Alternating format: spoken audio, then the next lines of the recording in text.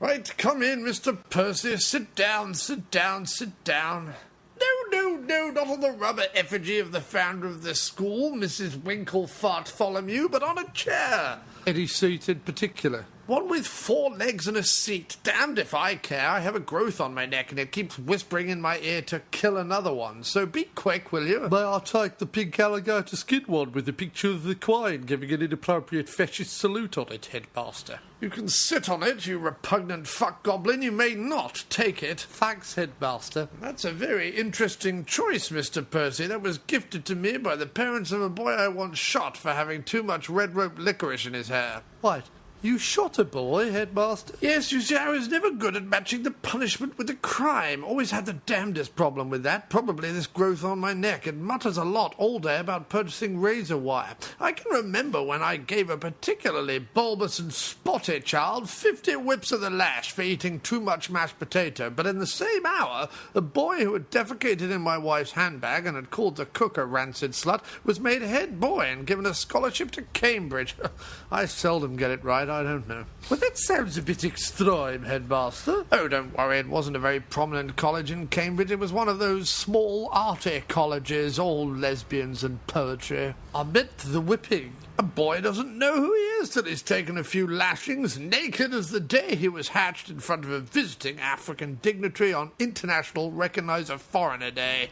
I'm beginning to think I called this meeting by mistake. No, speak up, man. I haven't got all day. It seems this growth on my neck is urging me to strangle Quinton Hogg. Quinton Hogg, the Shadow Home Secretary from April 1966 to June 1970. I presume so. The growth rarely gives specifics. Well, he's already dead. He died in 2001. Well, maybe I've already strangled him then. I can't keep up with everyone I've garroted, Mr. Percy. I'm a busy man. I'm not like you corduroy types with your swanning about, bags of nuts and anus fetishes. I have a school to run.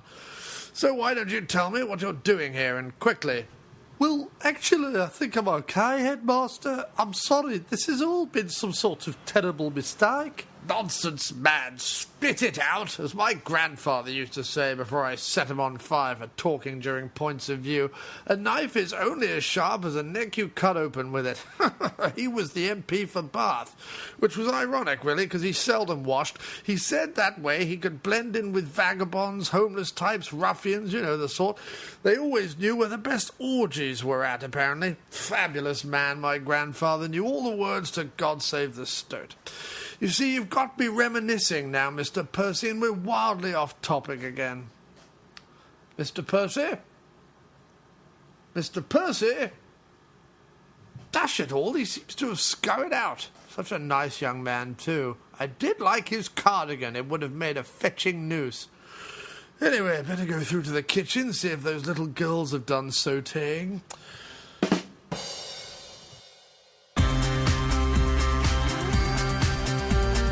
That was a clip from British Education, the Best in the World, a new 4-part documentary series hosted by Ben Elton, whilst being dragged behind a London bus in an old milk crate wearing nothing but sweaters donated from breakfast TV presenters and people who like to touch each other's bottoms in parks at dawn.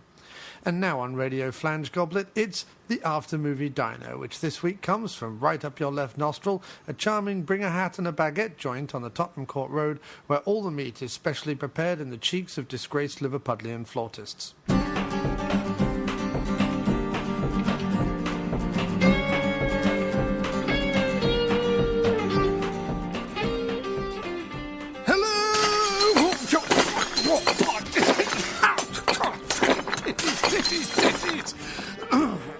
Sorry about that.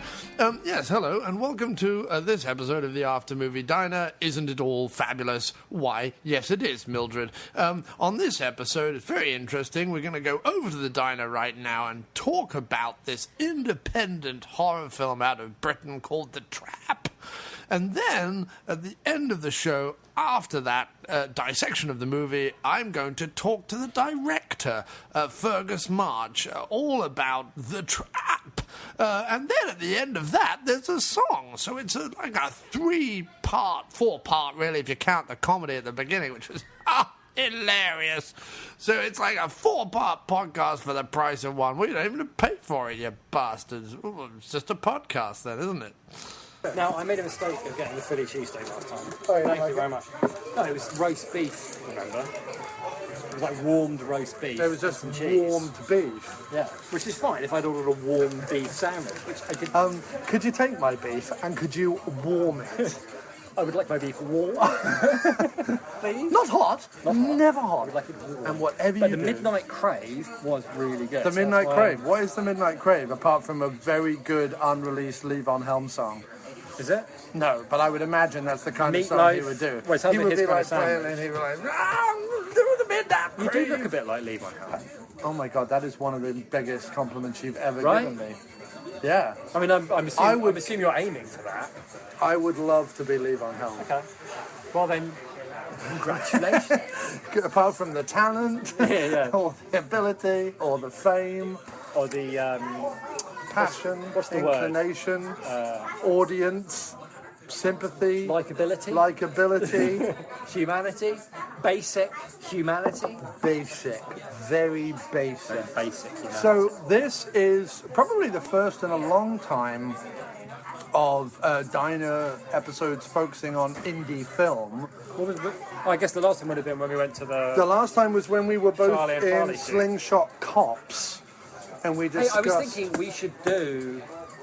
You remember in that podcast? Yes, We discussed stop banging the Sorry, table. we discussed the other Druid movies, Right, and they released on on YouTube. They yes. released another Druid movie. So I was thinking maybe we could watch that and talk about it. Yeah, I mean, At I some like. point I in like. the future. I would agree with you.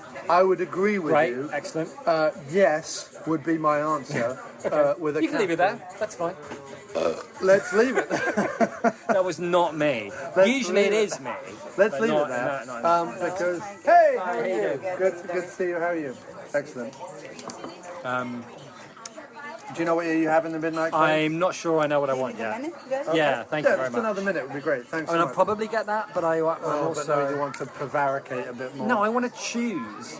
Prevaricate. I know exactly what I'm having. You always have the same thing. Yeah, I do always have the same thing because it's bloody tasty. You're bloody dull as a bucket of fish. No, it's just that I don't come here very often, so French toast.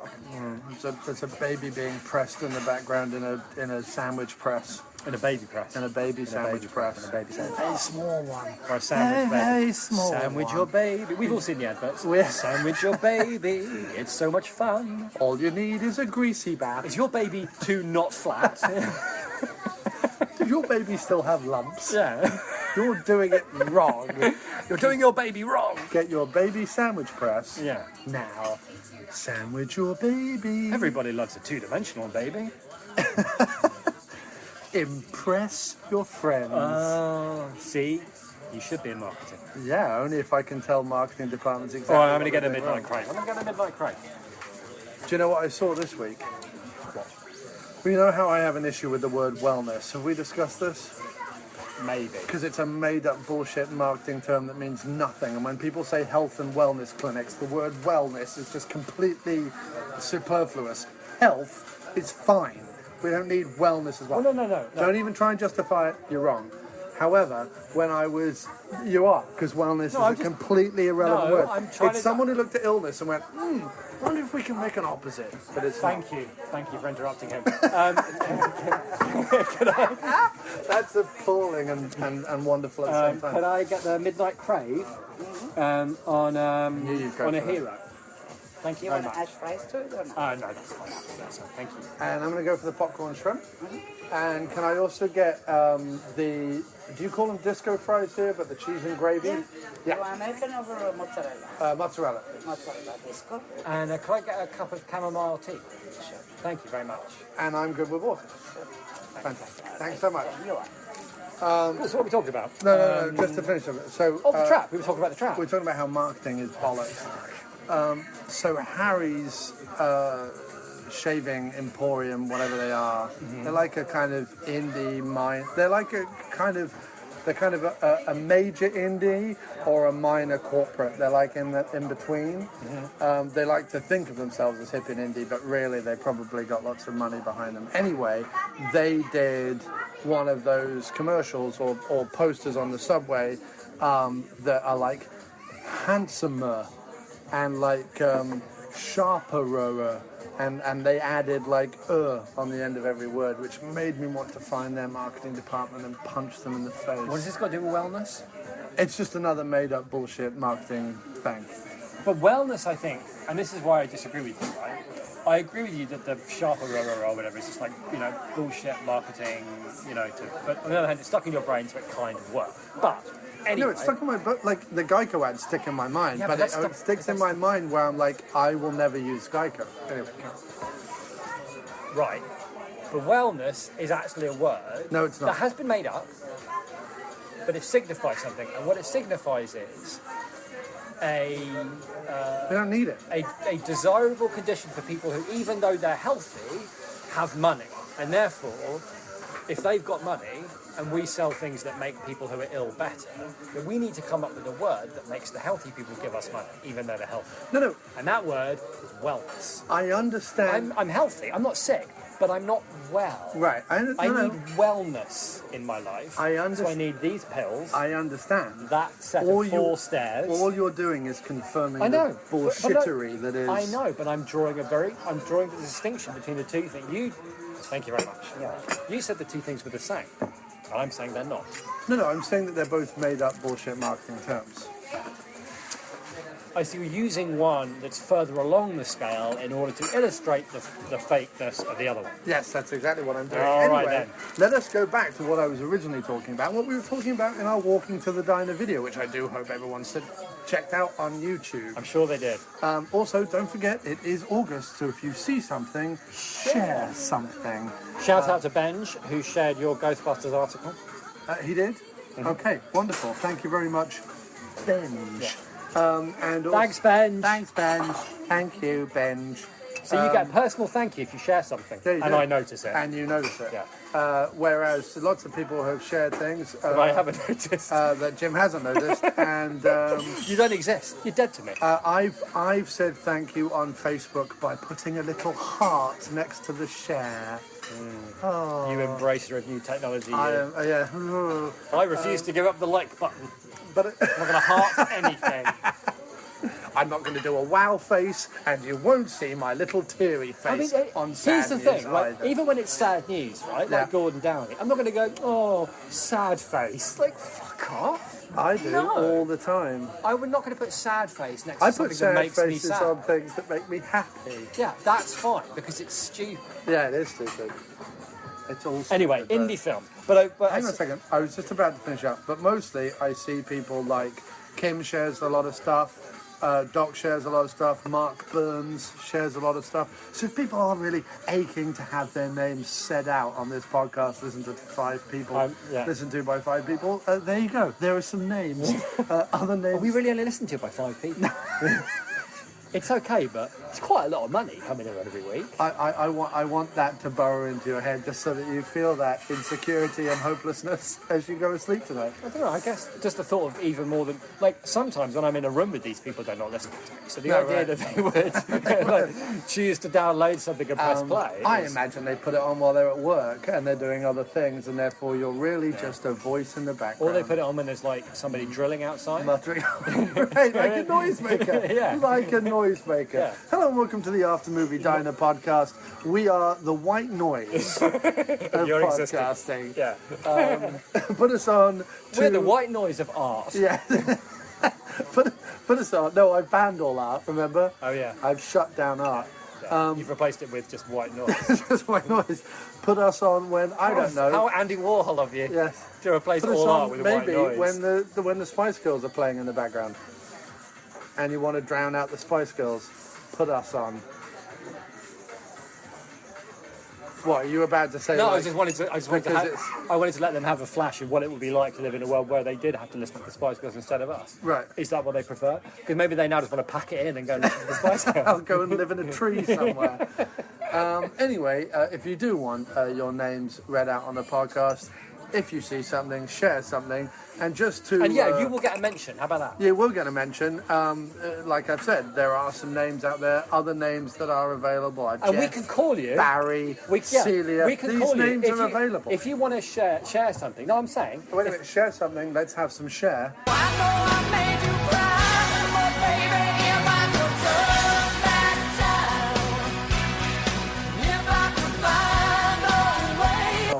She really can turn back time. Can she? No. Okay. I just wanted to be sure. I wanted to be sure. If they share something, Yes. and underneath it, if they want to put the name that they want to be called by, Yeah. like Danger Mouse Johnson or whatever, Oh, Danger we will Mouse call Johnson. them. I We love will that. call them. Thank you, Danger Mouse Johnson. Thank you, Danger Mouse Johnson. Thank you, Perambulator Biggleswade. Yeah. Right. Just for sharing. That's Sure, what you get. that's wonderful. Also, how about this? If you share, and I notice that you're sharing a particular large amount, or if you nudge me on social media and go, look, I just shared a large amount, I might send you a T-shirt, and that's true. I might send you a T-shirt. Cool. Really? How about that? How come I don't get a free T-shirt? What? Well, I don't. I mean, I said I would get you a T-shirt, and you were yeah. like, "Oh, I bought one." Like you buy all my albums, and I'm like, "You don't have to do that. I'd give them to you, but you go ahead because you're so lovely and wonderful." all right. I am lovely and And wonderful. deep underneath, I'm lovely and this- wonderful to like certain people. Right underneath this harsh, acerbic exterior, Yeah. beats I am harsh. beats It is acerbic. a little fluffy heart of wonder. Oh, thanks, man. Yeah, it's all good. Facebook heart. Facebook heart, that conversation. But we were talking about indie were content. indie. Well, it's all to do with indie content. It is all This to is all do with about. it. It's all like, to do with This it. is why we're talking about the trap. The trap. This is why we're talking about like sharing after movie dining Yeah. things. It's all about discovering things, Indie. promoting indie things. And let us not forget, although to be fair, Fergus is already a friend of ours, but let us not forget that when we have done indie stuff before, it's normally led to me rather, crowbarring my huge nasal visage into whatever that group of people are doing next. That's true. You have done that. So I've seen it. Charlie and Farley's Yeah. films, Yeah. I've ended up just being like, by the way, I'm Yeah. your friend and I'm going to be in everything you do from now on. Yeah. They The, inexplicably agreed to. the Baltimore lot, I have now gone down there and gone, You're in a George Stover, documentary. be my friend. You're in a Leanna doc- Chambers, be you've my been, friend. You've been in a 2 low budget movies. Yeah, A documentary. yeah. An unreleased low budget movie. Right. And the guys who did Mortal Remains, about the filmmaker Carl something or other, who made that movie that like went missing. It was a like found footage thing, but the movie went missing Okay. and they had to like dig it up. It's a really good Atticus, I think Carl Atticus. Okay. I think the name of the filmmaker. Anyway, really good movie, Mortal Remains. Look it up. But those guys want to do a sequel, and they want to put me in it as a Mark Kermode style film critic. Cool. And I was like, I will be in your movie. You can cut me in half. You can stick a spike through my head. You can cover me in fake blood. I will lie out in the I'm rain. sure they've and mud. already just while Dreamt of that. I'm sure everybody listening to the diner has already imagined the many ways in which they would like to see you, Yeah. destroyed. Indeed. So no, but what I mean is it's not only led to that great friendships, great you very much. creative endeavours. Wow, look at that gravy covered meatloaf. That is great. That's exactly what I wanted. Thank you. Thank you very much. Thank you. It's not only led to great friendships and great creativity and what's the word where you collaboration. But today, the trap. And the man, Which is the product of people we have collaborated with, which is what I was. But gonna also people who collaborate where I was with going. each other. say. See, I was going down that Oh, you're so clever. path. You've Sorry, I jumped got ahead ahead of of me, you. I'm sorry. but I was going down that path because you've got your Ben and Sarah Yeah. is in the movie. Uh-huh. Sarah Coyle and Ben. Does Ben go? Neil is his stage name. Okay. You've got Mr. Nicholas Payton behind the scenes. You've got the Lindsays behind the scenes. Okay. Nicola and Chris, Yeah. who worked on Macbeth, which we will get to. Yeah. I mean, everybody that I know in connection with the film, like personally, Michael Kelly, right? was to do with Macbeth. Some of them were to do with Curtain as well. Right. So let's back it up and quickly explain where it all fits. Then we'll talk about the trap. Then let's go back. Let's not like front load it with all our bollocks. Let's talk It's about the way trap. too late for that. Right. No, true. That's what I'm saying. Let's just explain very quickly where it all comes from, and I think you're probably best suited to do that because you won't. You mean waffle. the history of the trap? Or you Right, mean and the no, story? the history of you, me, Fergus, that lot, and then the trap. So we're going to start with the history of us. But very brief, just to Very get brief. us to the trap. Got it. Then we'll discuss The trap. the trap. Then we'll talk about Macbeth and Curtain stuff later. But basically, I like it. Look at that. You mapped it all out. Yeah, all you need to know is Beautiful. that Macbeth and Curtain were both filmed projects that we did in London with the people Jim's about to talk about. Yes. Right. So we all know Fergus from school. We all went to school together. Except me. Except you. Well, he went to school with me and my brother. And I would we were all, show up we were on all good weekends friends. and smoke in the And bar. and we were in a band together for a long time. An awesome band. An awesome Thank you very much. It was pretty cool. You should get Lost and Found up on Spotify, dude. Seriously. I know. Well, I need to get a hold of a decent copy of it. Yeah, I only have a third generation CD copy of it, unfortunately. Anyway, carry on, sir. Right. And then we all found ourselves in London after university, around about the same time. And Giles lived in Brixton with Nick and Worsey and Jake, and over the course of a couple of years in a couple of different places. And they all came together and made Macbeth together. Right. And then later we all made Curtain together. Yeah. And then quite a few years after that, Giles Fergus. Yeah, Fergus, John Wallace, who you've heard previously on the show and who is Jim's brother, and I made a vampire story. Oh yeah, that's right. That was him, wasn't it? Called Changes, that John wrote and Fergus directed and was in, Yeah. and I was in, That was a good and one. John was. It is good. It is really good. I mean, I wish they put it on YouTube. It is a It's a good good one. movie. I think probably John doesn't want it up on YouTube, but balls to that. possibly. It's called Changes, and it's about vampirism, and it's very good. It's Yeah. sort of John's dry wit mixed Yes. with horror. It's very good. Yeah. Anyway, Carl. Um, Oh, and I got to play essentially a mix between Smiley from Tinker Tailor Soldier Spy And Peter Cushing, right? and Peter Cushing Yeah. as Raven, I believe, the vampire hunter. You're very good. Thank you, man. Anyway, carry on. Anyway, so Giles Fergus, sorry. I get confused because I know him as Giles, but his when he became an actor way back, his acting name became Fergus March. So he directs, writes, everything is Fergus. So I'm going to try and remember him as Fergus, but occasionally, And if you look him up, I believe on IMDb or somewhere, it's probably Fergus. yeah. And a lot of people that he works with just call him Fergus because that's how they know. Anyway. Anyway, He became a writer and director in his own right, separate from Macbeth. oh, in his own right, clever. It's like a play on words. I didn't really mean it like that, but okay. Anyway. And one of the projects he did, he was working with this guy. Okay, this is the part that I might get wrong. He was working as a waitress in a cocktail No, bar. he wasn't. He was working with this guy James Rann, and they made a film together called Peacock Season. Right. That was about a guy, and I could be wrong, but I think it's the guy from The Trap, the head of the thieves. Right.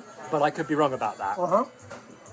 Who quits his job because he reckons he could make it as a stand-up comedian, no problem. And he goes to the Fringe to make it as a stand-up comedian. And how, not only impossibly hard that is, but how soul-destroying just that idea of, oh yeah, I'm funny, I could make it as a comedian. The Fringe, by the way, is a shorthand for the Edinburgh Fringe, which is one of the largest comedy festivals in the world. I think so, yeah. It's a lot up there with Montreal, right? Yeah, I mean, it's actually just a festival. It's a film festival, it's plays, it's everything. But it's known as where a lot It's of... it's big known for comedy too. I mean, as far back as Monty Python, the people of Monty Python took Cambridge Circus up to the Fringe. Right. So it's been going for decades. Anyway. Was it Beyond the Fringe? Part of it too. Like Alan Bennett and Dudley. I would imagine Right? so. Right. Anyway, so anyway, that's and they made a movie, and it's on. I think it's on Amazon now. It may even be on American Amazon, although I'm not sure, but it's definitely on English Amazon. Okay. And it's got a lot of. The idea was, this comedian goes up to Edinburgh, and there's a lot of other. They managed to get a lot of quite famous comedians into the film because they were only in it for 5 minutes each. But yeah, and it was good, and I watched that, and that was really good. Could you watch it over here, even though... No, I watched it back in England. Okay. So it's been a while since I saw it, but I think I saw it with... But English with Fergus. listeners should definitely look it up. Yeah, absolutely. Peacock season. Peacock season. A few months after that, because my memory is it was actually quite soon afterwards. These guys who'd worked together before had the chance to film at this location, this deserted warehouse, and they only had like a limited amount of time to do it. But it was a great location. And again, this is the part of the story that I may get wrong, but I think they wrote it very quick and shot it very quick. And I think it took a long time to finish, maybe, because it's only in the festivals now. On my memories, this is like or maybe it was when I was just coming over to New York, maybe it was happening. Because I stayed with Fergus. I stayed when I was moving between people's floors, but when I came back to England for 4 months to earn enough money to go back to New York to live there, I very cheekily stayed on people's floors. Right. But people love you. People love you. I think after a week of me sleeping on their floor, they loved me a little bit less. Right. I think he was making it around about that time, is my memory. Okay. But I think they had a small window of opportunity to film at a location. It was such a great location, they decided to write a film and shoot it there, and The Trap is the result. How quick was that? Was that good? That's perfect. No. And if that is the story behind it, and hopefully Fergus can confirm it, but certainly the shooting that is done within the warehouse, is very good, and predominantly the effects, the special effects that were done within the warehouse were very good. Yeah. Maybe the rolling balls, the theme of like rolling balls or like mousetrap type things where there's dominoes and like a... Which I think is sort of everything that's happening is all part of some big... It's almost like the whole... Plan. It's almost like the whole warehouse is one big series of traps. Right. And I think it's sort of a nod to mousetrap and a nod to other things. Right. Like there are these sort of internal guts of the building that are kind of all rigged up together and it's this big elaborate thing. They may have been shot later because obviously they look like inserts. Oh, that's what, yeah, I mean that's just what they're I mean not filmed in the warehouse, are they? I don't know. My guess is if there was no need to film them in the warehouse and they were pushed for time, which I'm pretty sure they were, I don't see why they would film them in the warehouse. So should I do a brief description of what happens? Sure, you keep talking, Chief. Should we talk about like we do our normal thing? People should see it. I mean, do we know how people can see it? Maybe Fergus can talk about that. Right. Because we don't know how people can see it. My feeling is, I hope he does make it available. Yeah. I think people should see it because I think that there is... What I found most strong about it was the idea and was the plotting. Like the idea that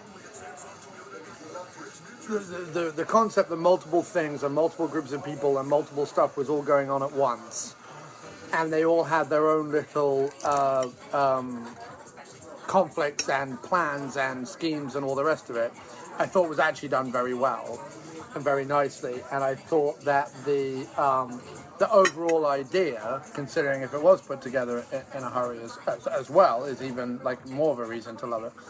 But the overall idea was very cool. It's kind of like, the best way to describe it to people is sort of like, it's a bit like Saw, but without the sort of moral judgment. Very often in Saw, and I've only seen the first couple, but someone gets put in a trap, but it's because like, oh, you cheated on your wife and you either have to like do this or pluck your eye out or something. Like, it's more like your I don't know, because I haven't seen Saw in ages. Innocents stumble into haunted house. Yeah, it's it's a very good combination of haunted house, malevolent, evil prankster, trap creator, fellow. Yeah, I mean, it's sort of a combination of those two things. It's a combination of like the Saw-like trap thing, but with a haunted house aspect. Yeah. I mean, I think the thing is, like, hopefully, as I say...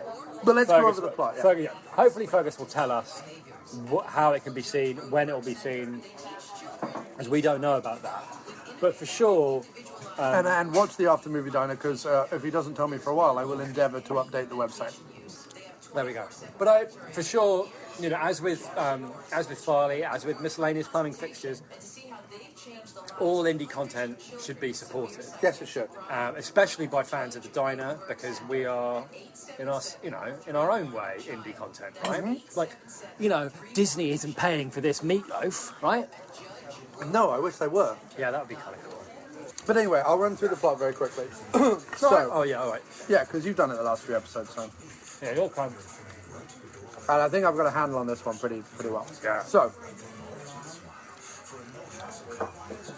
essentially, after a teaser opening, Yeah. there are two main groups of people.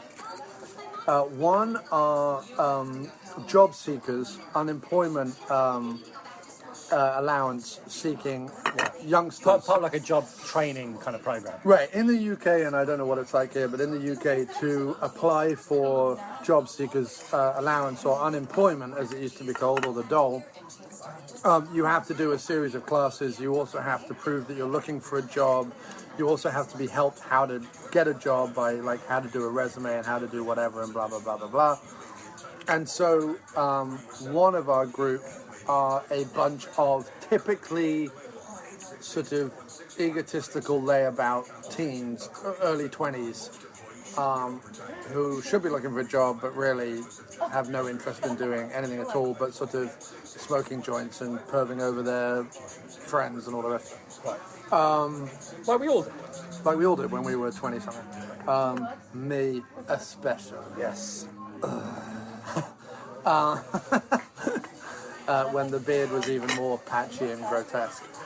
So that's one group, and they're led by a sort of Alan Partridge-like, kind of nerdy, Python-esque character, Tim, who is sort of a middle-aged guy with dreams of being in a band called the Beige Men. Right.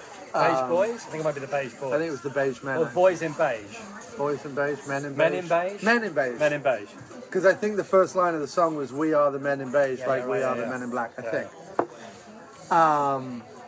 And a nice director cameo by Fergus. Oh, yeah, that's right, in that the background, sequence. yeah. But anyway, he's this sort of nerdy but kind of lovable English stereotype type character that you would imagine Michael Palin or Terry Jones would play if this was a Python film. He kept his clothes on, so I'm saying not Terry Jones. More like a Michael Palin, man. Lovably nerdy. Like, he Yeah. was my favourite character Yeah. in the film. Agreed. Which is probably no accident given that, how the film turns out. Right. So, one of them is working in an old people's home, or volunteering in an old people's home, whatever. And while in there, an old soldier who was in the Second World War gives him a map that is in the back of a cigarette case, which he claims leads to buried treasure at the bottom of a warehouse, which is set to be knocked down by the council the next day to make like some art space, which they're doing in London all the time. Right.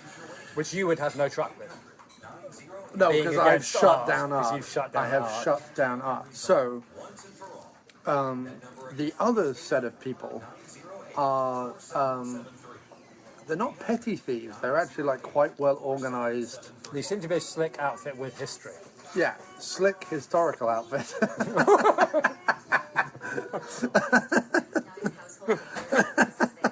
Which just conjures up like images of Henry VIII's codpiece, but it's a slick historical outfit. It may have done in your case. It's a slick historical outfit. Copies isn't really an outfit, is it? No, but the Henry VIII outfit, it was meant to be a joke. Anyway, I know, it was weird that you went straight to Cox. That's all. is it though?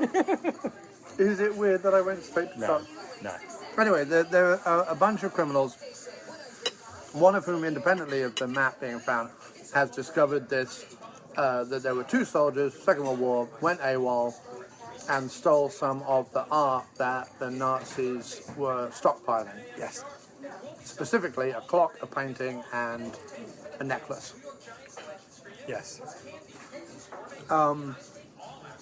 We see in their little intro that they fire a member of their gang Yes. for being too slow or too twatty. Possibly both. This comes back later in the movie. Yes. So then these two teams converge on the warehouse, in which, and we don't know his relevance yet, but there is a lumbering gentleman who appears to be the setter-upper of the said booby traps.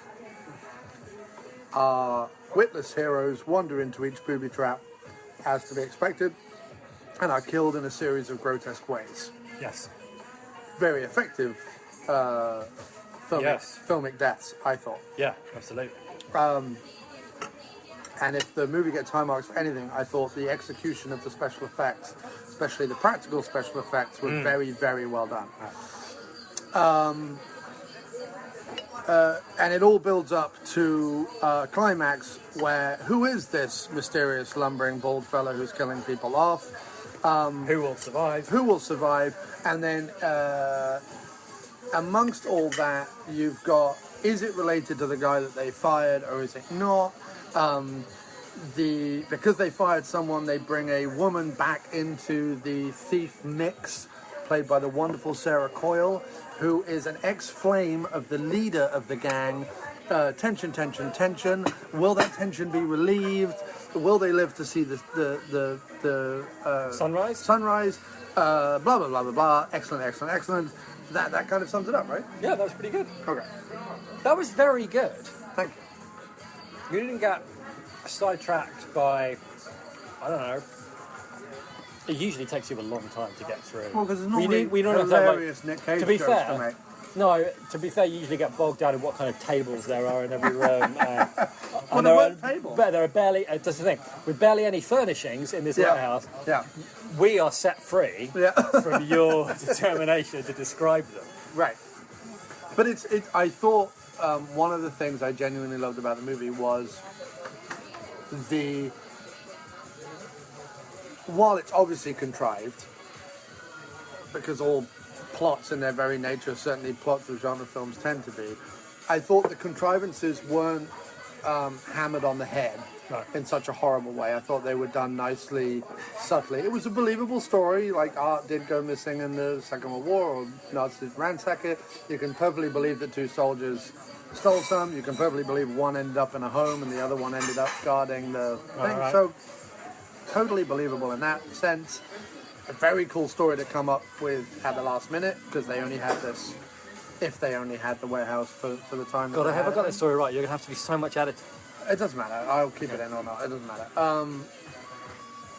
The ticking clock of the warehouse to be knocked down the next day worked well. Yeah. The only thing I think we felt went a little quickly was the sort of romantic subplot between the boss and Sarah. Yeah. That kind of missed a scene in there somewhere where they didn't get to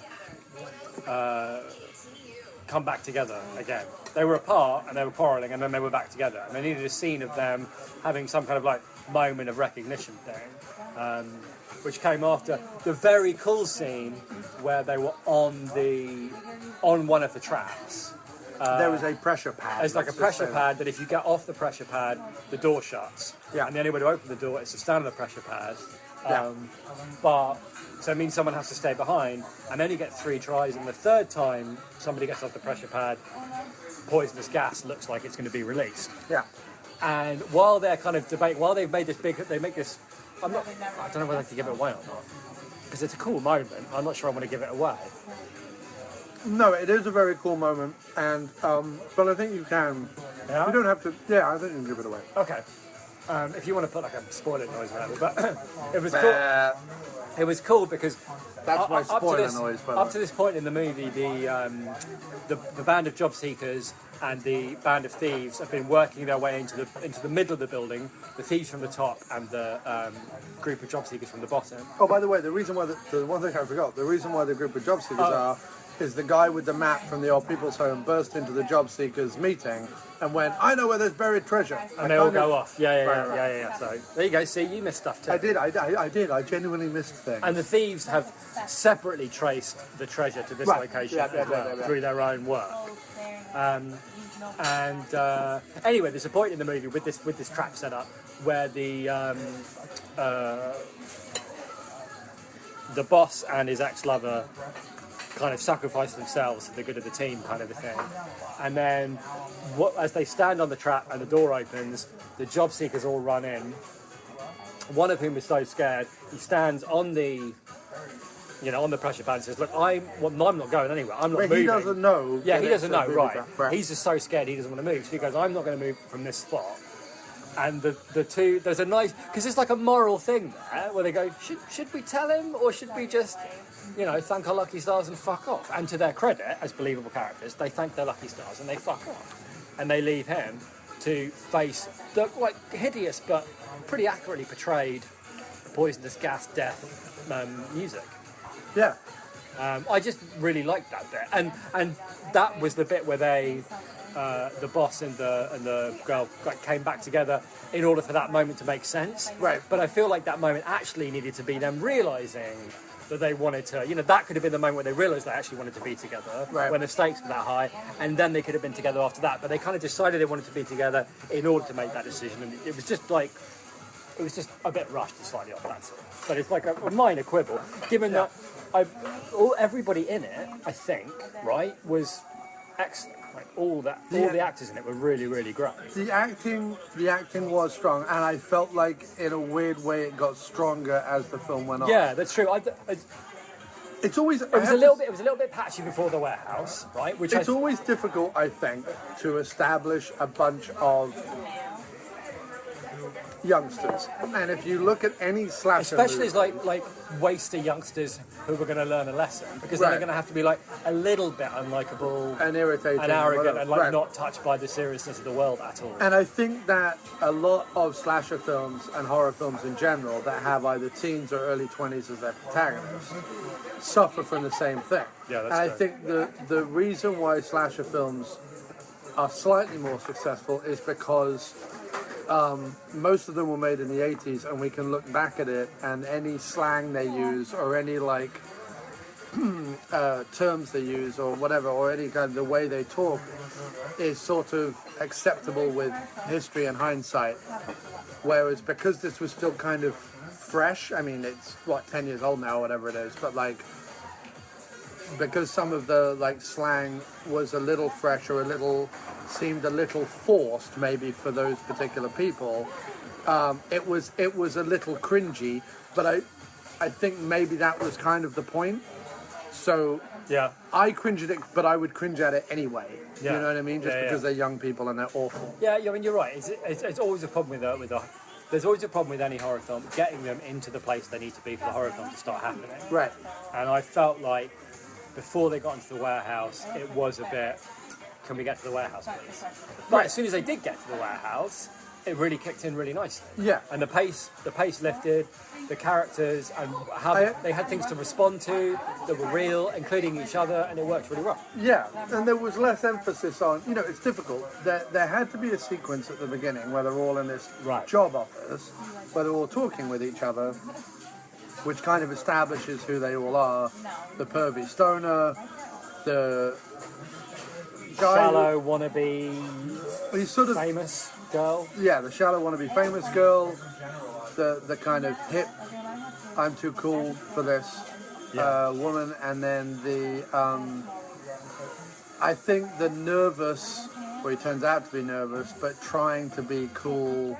Yeah, that was quite good because I did enjoy that because he looked like he was going to be the lead of the movie initially. He was the one that got most of the lines in the job centre thing.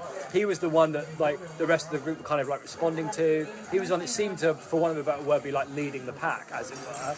And for him to go completely to pieces in the warehouse almost straight away and become a big scaredy cat girl worked really well at shifting that dynamic to the point where the stupid stoner guy almost became the focal point of it all.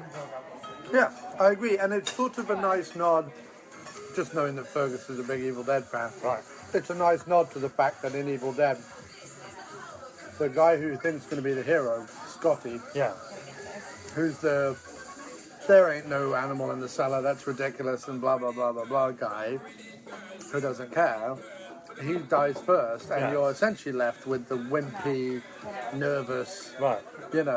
wannabe Romeo Ash left in the thing. And this was sort of a flip on that. Yeah. But it was nice. It was good. And also, actually, one of the most effective sequences, shots-wise, in the movie, when they first hear one of the booby traps kind of Yeah, that was great. It was really nice go to off frame. and Yeah. lock the door, is a nod to the sequence in Evil Dead 2 where they move all their heads to see the ghost noises as they whiz around the Oh, cabin. yeah. It goes phew, and they go whoop down, Yeah. and they're like looking up in the corner, looking Yeah. at it.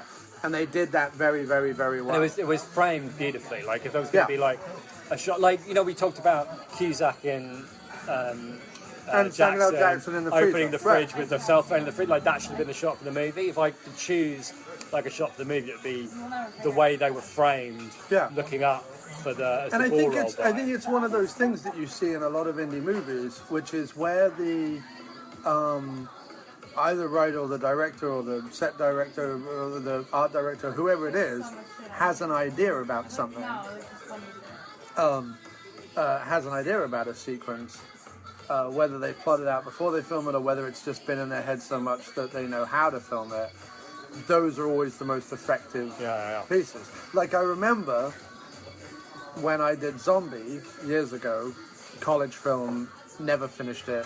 Very, very. Do you have a copy of your, very the ropey making of and Zombie? scrappy. I don't have a copy of the making of. I have a copy of the actual film, the rough cut of the But actual the film. making that you did ages and ages ago. So he made this movie called Zombie, right? To help fund Macbeth. To help fund Macbeth, he did a half-hour making of Zombie where Because they did short film nights. they did a short film night, and it was like he was interviewed as the director.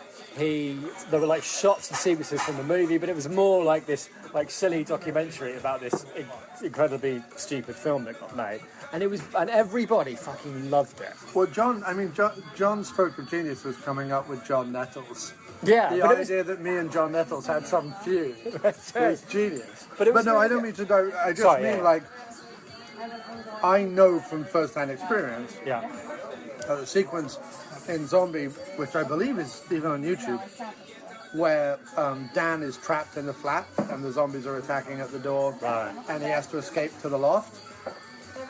Because it's written about the apartment that I lived in at the time, and I knew where everything was and how you could reach into the bathroom and get the rod from the shower curtain to prise open the thing, and I had it all in my head, like how I would do it Oh, yeah. and how I would piece it together. That remains still like one of the most effective things I ever filmed in terms of like the set piece. And that's what Blow My Own Trumpet, because it's only effective in terms of like the rest of the movies. yeah. Awful. He's talking to me, and I've seen the rest of the movie, so he's not blowing his own trumpet. No, I'm not at all. There's no trumpet to blow. No, there is a distinct lack of even a tiny cornet.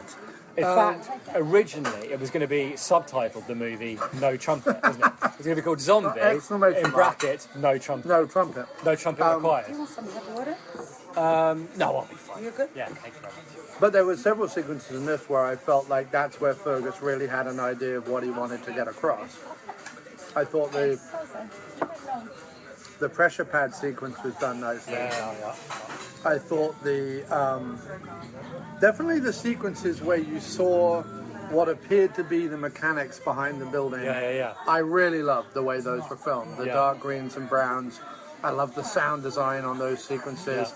I like the invention of them. Yeah. So like each time you see, It was a nice beat as well. So like after some hideous death, Right. you get this the sound of the rolling and the look of it, and the feeling that and they had some the feeling of inevitability, which comes with all horror movies when people die anyway. right, but it had the feeling of of Mousetrap, the board game, but it also had a feeling of like some old chestnuts, but done really well, like the string. The lighter lighting the flame, which burns the string, which then sets something. Like that's an old chestnut, but it was done really, really well. Yeah. So I liked that a lot. And yeah, it was those sequences that you could really. The Bendy finding I really like the Bendy finding the toilet, and then something really bad happening to him, and me not being sure what was cool about that sequence for me. I wasn't sure what was going So on. let's just back up a second. Sorry, yeah.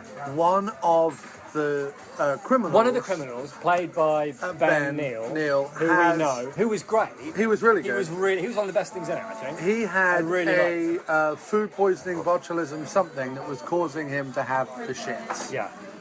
And he was on watch. He was on lookout, wasn't he? He was on lookout. Thank you. He was on lookout, and at one point, clearly very drastically needed the bathroom. Ran to the toilets, of which there were 3. Right. The first one being pretty horrible, the second one being disgusting. Yeah. Including close-ups. Yeah, a la... really effective close-ups. Close-ups. Like the... I did think... Worst toilets. Did you really smear shit around the toilet to get that? No. But on the walls... It looked pretty real to me. It did, but it was probably brown paint. I'm sure it probably was, but I didn't want to think about it because it made me queasy. Yeah, but it was like the worst toilet in Scotland. Yeah. And then the third one, which was meant to be gleaming clean, they even had like a candle going and a little triangle of toilet rolls, pyramid rather. And so he was like, finally, sits down. But of course, as we know, in this warehouse, nothing is as it seems. Right. But my point is, I didn't know. You obviously knew something bad was going to happen, but I didn't know. What was nice about it is I knew something bad was going to happen, right? But I didn't know if it was going to be like, is it going to wait till afterwards? Yeah. Is it going to happen during? Right. Is this going to be a giant fake out and then he walks out and his head gets cut off? Like, you know what I mean? Like, you're aware that something's going to happen, you don't know what it is. Right. And it did start happening. I wasn't sure if he was shitting himself so badly. Yeah. That what was going on with his guts was so bad that he was bleeding. That it all tied in somehow. Right. But then for the pole to come like out through his mouth in the way that it did genuinely make me jump and feel a bit sick at the same time. Excellent. Which is obviously like, you know, an effective scare Yes. any day of the week. And brought Cannibal Holocaust. I've never seen it, but isn't that the famous... Isn't there the woman with the pole, like, going It's through one of the her? cannibal movies. Ferox? One of them. Holocaust, yeah. All I know is it's been... Yeah. the picture. Yeah, no, I agree. That is in that movie somewhere. Yeah, I wanted to talk a little bit about the tone of the movie because certainly at the beginning, less so during, but in the beginning, I was kind of enjoying the sketch comedy aspect of it. Right. It's a weirdly toned movie, and it's very difficult to do. It is very difficult to do, and it was reminiscent a little bit to me of Zombie, because when I was writing that, I was writing it very much as sketches that I then like laced together with a sort of. Are we going to use the word lace? Did they lace together? No. I hung them together in a kind of... nailed them together. Yeah. But no, so what I'm Your saying... own confidence, which at the time was high. It was okay. What? I'm more confident No, now. I mean confidence in what you were doing. Yeah, no, I agree with that. But I appreciated that. I appreciated, like, Fergus trying to put in some mad sketch comedy. It's like space-esque. Kind of. It was. I have to say, it's very difficult to do, and I'm not sure how smoothly it was pulled off. But I think because I was dialed into it, and because I kind of know Fergus's sense of humor, and I think we're kind of similar on some level when it comes to our writing or whatever. I was able to enjoy it. I think the biggest issue, I'm talking about the three, as they discussed the three items of treasure, there were flashbacks to what those items were, and that were sort of self-contained little black and white old film style, or meant to be black and white old film style flashbacks to when these things were, and each of them kind of contained their own little joke. My problem, if I had anything with it, was that they were filmed and edited in the same way that the contemporary action was filmed and edited, and therefore it was all a bit jarring. Had those been done in longer, slower shots, because you either have one or two things. You can either do flashbacks and slower shots, so you go, I'm in a flashback, I can relax and I can see what's going on and sell the joke that way, or the film itself is in lots of slow, medium to wide shots, and the flashback is choppy and whatever. Having them both kind of choppy and frantic and comedic and whatever kind of made it difficult to really sell those as flashbacks. Yeah, okay, I go along with that. But I liked the idea behind it, I liked the effort behind it, and I liked the jokes, because I liked silliness. And they were very silly. They were very silly. My favourite was probably the watch, with the clock, where he he makes a clock that accidentally goes backwards. And he's speaking some other language, German or something, but and there's Gestapo, I presume, knocking on his door. And in the subtitles, I got fucking work, you twat. Yeah, work, you twat. Or something like that, which I got a big hoop from. Yeah, that was I a did good one. enjoy That was a good one. Yeah, I mean, if there's anything about the film I would completely change, and I will say this, Fergus, with all due respect, because it does, the best thing about the movie is it does completely coherently cut together. Which, as we both know, is almost really, impossible. really difficult to do. We are both completely failed where you have succeeded. So the fact that you even gave us your movie to criticise is remarkable. We just for other listeners of the Diner, both me and Crossy have attempted to make even short feature-length films that, when we watched them back, went, this doesn't make a blind bit of sense. No. None of this fits together. I actually had a sequence in Zombie where there is a woman trapped in a car. That's right. Surrounded by hundreds of zombies, right? Yeah. The heroes show up and, in suitable space-stroke Evil Dead style, kill said zombies. They then grab the woman from the... Sorry? I would love some more water, that would be great. They then grab the woman from the car, and instead of, I don't know, all piling into the car and driving away, decide to run home. Why? Because when I was writing it, I wasn't thinking. And I once wrote a TV pilot and filmed it that had 4 lead characters. Yeah. It's not a good idea. I don't mean not in that, but 4 importantly, there were about 15 important characters. Yeah. But 4 of them were the leads. Right. Completely different leads, and should have had their own show each. Right. But I tried to give them all one Not show. only that, but you decided to set it in a period. Yeah. Where everyone had to have costumes and accents and... Yeah, and you filmed it in a pub where, much like this diner, there is, noise in the background. So much noise. And then you had to AD everything. The point now, because I'm now getting post-traumatic stress disorder from remembering what I did. But the point is... So if I have one... The idea of getting anything together and not only making it work, but making it make sense is really, really hard. And Fergus, you definitely did that. Yeah, absolutely. It was a coherent film from start to finish. I knew who the characters were, I knew what they were doing, why they were doing it as well. Thank you very much. The only thing, 2 things I would say, and I'm sure you're well aware of them already, but the editing, certainly towards the beginning, and even the way they were filmed, because it was a bit close up, but the editing and the filming, certainly towards the beginning, was a little, I would say a little anxious, meaning you could have let the scenes play a little more, the shots last a little longer, and pull back a little bit with the camera. I think that's fair to say. I think that's fair. I found it difficult to get into at the beginning. For me, once they got to the warehouse, it kicked off, and I was really, really happy. But I found it's, for me particularly, the job seekers bit was a bit. Like you said, it was a bit anxious and frantic. Yeah, and I think that. It's a combination of multiple things, and you can completely deny this or argue with me, Fergus, when we talk or whatever, but it's probably budgetary. So in other words, they don't have a job seeker's office, so therefore they have to set it somewhere that looks just like a generic classroomy type place. So probably can't do wide shots, probably don't have long time in the location, and also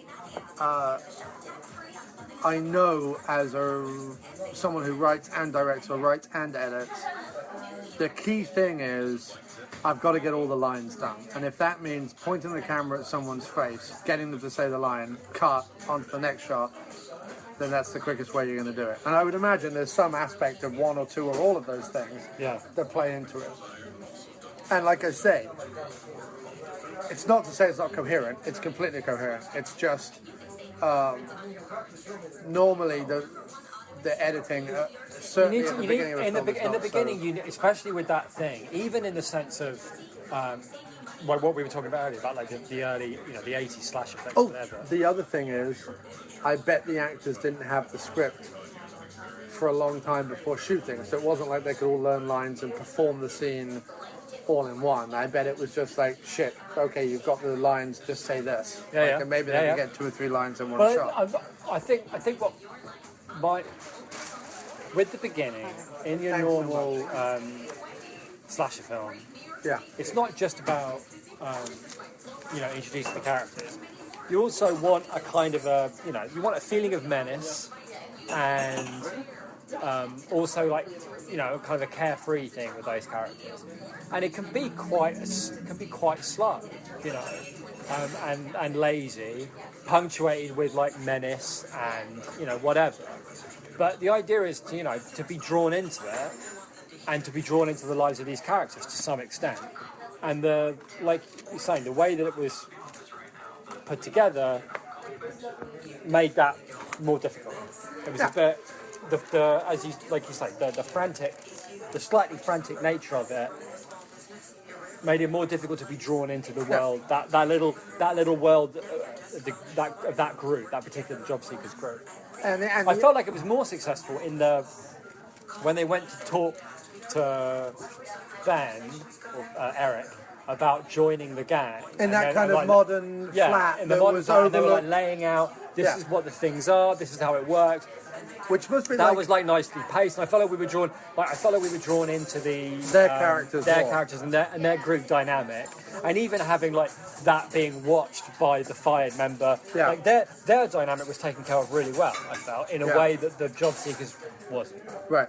As much as it could have. And the only other thing is, and again, it might have been the copy we watched or the way we watched it, but it's something that sadly plagues a lot of independent film, and that was the sound. Yeah, sometimes the sound could be difficult to follow. Because of... The music could be very loud and the voices could be quite quiet. But again, you're right, there could have been the copy we watched. He did ask us to watch the I just didn't download. No, we didn't have the space. But it's not just that. I think it was, even within the dialogue sometimes... Thank you very much. Thank you very much. Thank you, you too. Even within the dialogue sometimes there was, because of the actor's intonation, there was rises and falls in the volume. And you mentioned it while we were watching, actually. Like, much like filming Curtain above a pub, which was dumb, but in this case, it would have been, I can only imagine, an incredibly echoey location, because it was an empty, deserted warehouse. No, I was just about to say that exact thing, that a lot of the locations looked, because they were either old English buildings or they were the warehouse, were difficult. And in fact, the sequences that had the cleaner sound were things like that modern apartment. And things like the balcony sequence, which I imagine was either ADR'd or they recorded the dialogue inside and then filmed it on the outside. Because I can't, with the wind whipping around or whatever where they were. Lovely shot, by the way, Fergus, of the London Eye. Yeah, that worked pretty well. His head right in the middle of it. Yeah, that was cool. Nice. But it again, none of it subtracted so hugely from our enjoyment of the film or our understanding of the film. No, that's a good point. Again, you met the characters, you caught up with them, you went into the location with them, you understood where everybody was geographically, which we've seen films where, like even in Star Trek Beyond, we were like, hey, how did they get there? How did that happen? So like again, geographically putting characters in the right place and making it all make sense is not easy. And we met them, we were taken into the location with them, and there were laughs and there were scares, and I didn't know what was going on, and I wanted to know who was behind it, and I didn't know who was going to survive, but I wanted Tim to survive, and I wanted the blonde and her like friend slash boyfriend guy. They The were very Scottish good guy. together. Yeah, they had a really nice dynamic. But I was sad to see him go. Yeah, you know, they had their genuinely. reoccurring jokes. So that's the other thing about the tone of the movie that I want to point out. A lot of like running gags. So Benj needing to poop all the time was a running gag. The back and forth between the Scottish guy and the blonde woman who were who asked themselves like those kind of odd questions throughout the film, like if you fell out of a plane and had to land on an animal, what animal would you pick? If you had to crap in a hat, what hat would you pick? That sort of indicated their playful. Yeah, but they had a good dynamic together, and by the end I wanted them to make. I mean, it was very ruthless. There were people that I thought were gonna, at least have a fighting shot, and they didn't. Yeah. But the kills were clever. Yeah. Well set up. Yeah. Well thought out, and well executed. And they had an emotional impact too. Like I felt when most of them. I'm not like picking ones that didn't, but towards the end of the movie, really deserved to die. No. I mean, there was the criminals, I guess, where you're like, well, they're criminals, but like none of them had done anything on screen. Like it wasn't like the criminals shot a dog or something. No, like, and even the ones who like abandoned the guy to his fate. You understood what was it. nice was you were thinking, well, that's what I would do. Right. If some random stranger ran in and said, well, I'm not moving from this spot, you'd think, well, thank you, Jesus. See, what I thought they were going to do was go grab the dead body, put the dead body on the.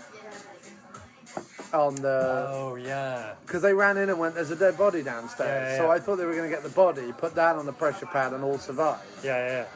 But they didn't. No. Too far away, maybe. Well, they had 3 minutes. Yeah, but they ran all the time they were in the room. The job seekers were running. I guess so. I don't think it intercut between them. I think I had the dead body moment, Right. and then there was the scene with the pressure pad, Right. and then they opened the door, and then they all ran in. So all that time was them running away from the dead body. So I'm assuming it was quite a long way away. Yeah, and the only other point I would talk to would be the ending. It was a tad abrupt. So have we talked about the movie enough that we can now say, if you don't care, you can keep listening. If you do care, stop now. Yeah. Okay. So if you don't care, keep listening. If you, or if you do care, stop now. I felt what would have nicely tied together the ball rolling sequences, Yes. the mousetrap sequences, would have been in some way if the death of the guard, let's just call him the guard, Yeah. or let's say the final death, or whatever it was, triggered the release of the key. Because the whole thing was, the treasure isn't really here, the key is here that leads to a safe deposit box where the treasure actually is. So, if... See, I would disagree with that, actually. I see where you're going, and I would agree like, with you. so that it built up to something... Right, but I would agree with you up to the point, but what I would say is, if the death of the guard was the final piece of the puzzle of the trap. Yeah. So I mean, like, the trap only works because the guard is dead. Yeah. So the key doesn't matter so much. Like, he's going to keep that safe. But if he ever dies, it means that the trap is sprung, like the big trap. Because that's the idea. All of the deaths throughout the movie were not actually a part of the big trap, of the trap. They were all traps, but there's the trap that all these balls have been rolling all the way through the movie have been building up to. And if the guard dying, if he ever found himself, Kaputski, that would be the final thing that would set the trap. And the key, maybe the key's lost or whatever. But if he's guarding the key? Here's another idea. Yeah. His dad set all the traps. Yeah. Right? Because he's the son of the... Right. Dad set all the traps, and the only way to get the key out to get the treasure would be to kill people at every trap to release the ball, the blah, blah, blah, blah, blah. So he's killing all those people so that he can finally get the treasure. I like that. And the final twist at the end could have been that his death triggers the key and the heroes get the key rather than their death triggering. Oh, that's nice. That's how I would have done it. I like that. Yeah, that's good. Yes, I see what you're saying. If he'd been waiting for but then what? He'd been waiting. Yes, because maybe he needs like 10 people to come in. Yeah. And he's figured out, like maybe all the way through the years, right? I'm sorry, Fergus, but if all the way through the years he's only ever gotten up to like 9 or whatever, do you know what I mean? Like it's like one gets killed and like one trap goes, but like that doesn't work, and he doesn't know. Is it like he's like experimenting with sequences or whatever? Yeah. And this is the year, finally, like the night before it all gets demolished, that it all seems to be going right. If it all got demolished, the trap would no longer work anyway because it would all be demolished. Yeah, but that's the whole point. It needs to work in order to reveal the location of the key. Right, so he's baited them somehow. Yeah. He sent the map to the, actually it was him in the chair. Yeah. It was him in the chair. Yeah. It turns out, like, you find a wig and the blokes be like, fucking hell, that's the wig that was, like, anyway. And he sent, like, the anomaly. That's the only way. The last piece of evidence to the gang. That's how I would have wrapped it up. To get them to come in. Yeah. And finally, the sequence gets right. He's got enough people. But you're right. Instead of it being Tim, who's the last guy to die to release the key, it's him. Yeah. And they get the key and they get the money. Yeah. That would have been good. That would have been really cool. Yeah. For sure. So that's how I would have just tied it all up in a neat bow. But we do that to every movie, right? We do that. We do that to every movie. I think we have talked about the trap the same way we talked about Cell. We've been very scrupulously fair. Scrupulously fair. Go indie film. Yeah. What I loved, however, that wherever there was a trap, there was a giant no. Yeah, that was really cool. Yeah, you're right. I really liked that. It took me a while to figure that out. Actually, it took me as long as Bloke did after he did his finger. He went, no, we shouldn't go anywhere near where there's a giant. But you're right, that was really, really good. And the funny thing is that it's a good visual gag. It builds the tension because if the audience tweak to it, the next time they see the no, they're like, oh, what's going to happen? But it's also that idea that human beings are more likely to press the button that says, please don't press this button. Yeah. It's the old George Carlin gag, isn't it? It's like people believe in God, but if you tell someone there's wet paint, they have to touch it. Yeah. So, but it's a bit like that. Like, if you say don't touch it, they'll touch it. Like, what's that movie? Oh, it's the Father Ted in the airplane, where Dougal sees the big red button that says don't touch. And it cuts back to him, and it's like, where is it? And he's like, I got to touch it, Ted. That's incredible. But yeah, that I thought, the big nose everywhere, I liked that a lot. Yeah, that was really good. You're right, that was really good. And the ending was done in a nice series. The sequence was very effective. That made me properly squirm with the plier and the finger in the hole. Well, what was interesting was I squirmed, then I saw that it was just pliers, and I was like, oh, okay. Like, I thought he was going to put it in there and there was going to be like something really gruesome. So I anticipated gruesomeness and I went, oh! And then when I saw it was pliers, I was like, oh, okay. And then I started to feel like the squirmy thing of, oh, it's going to snap. Yeah, it got me when it was like he was twisting his finger out, he was trying to get his finger out, and I started thinking about what it would be like. Yeah. I'm thinking about it now and it's freaking me out.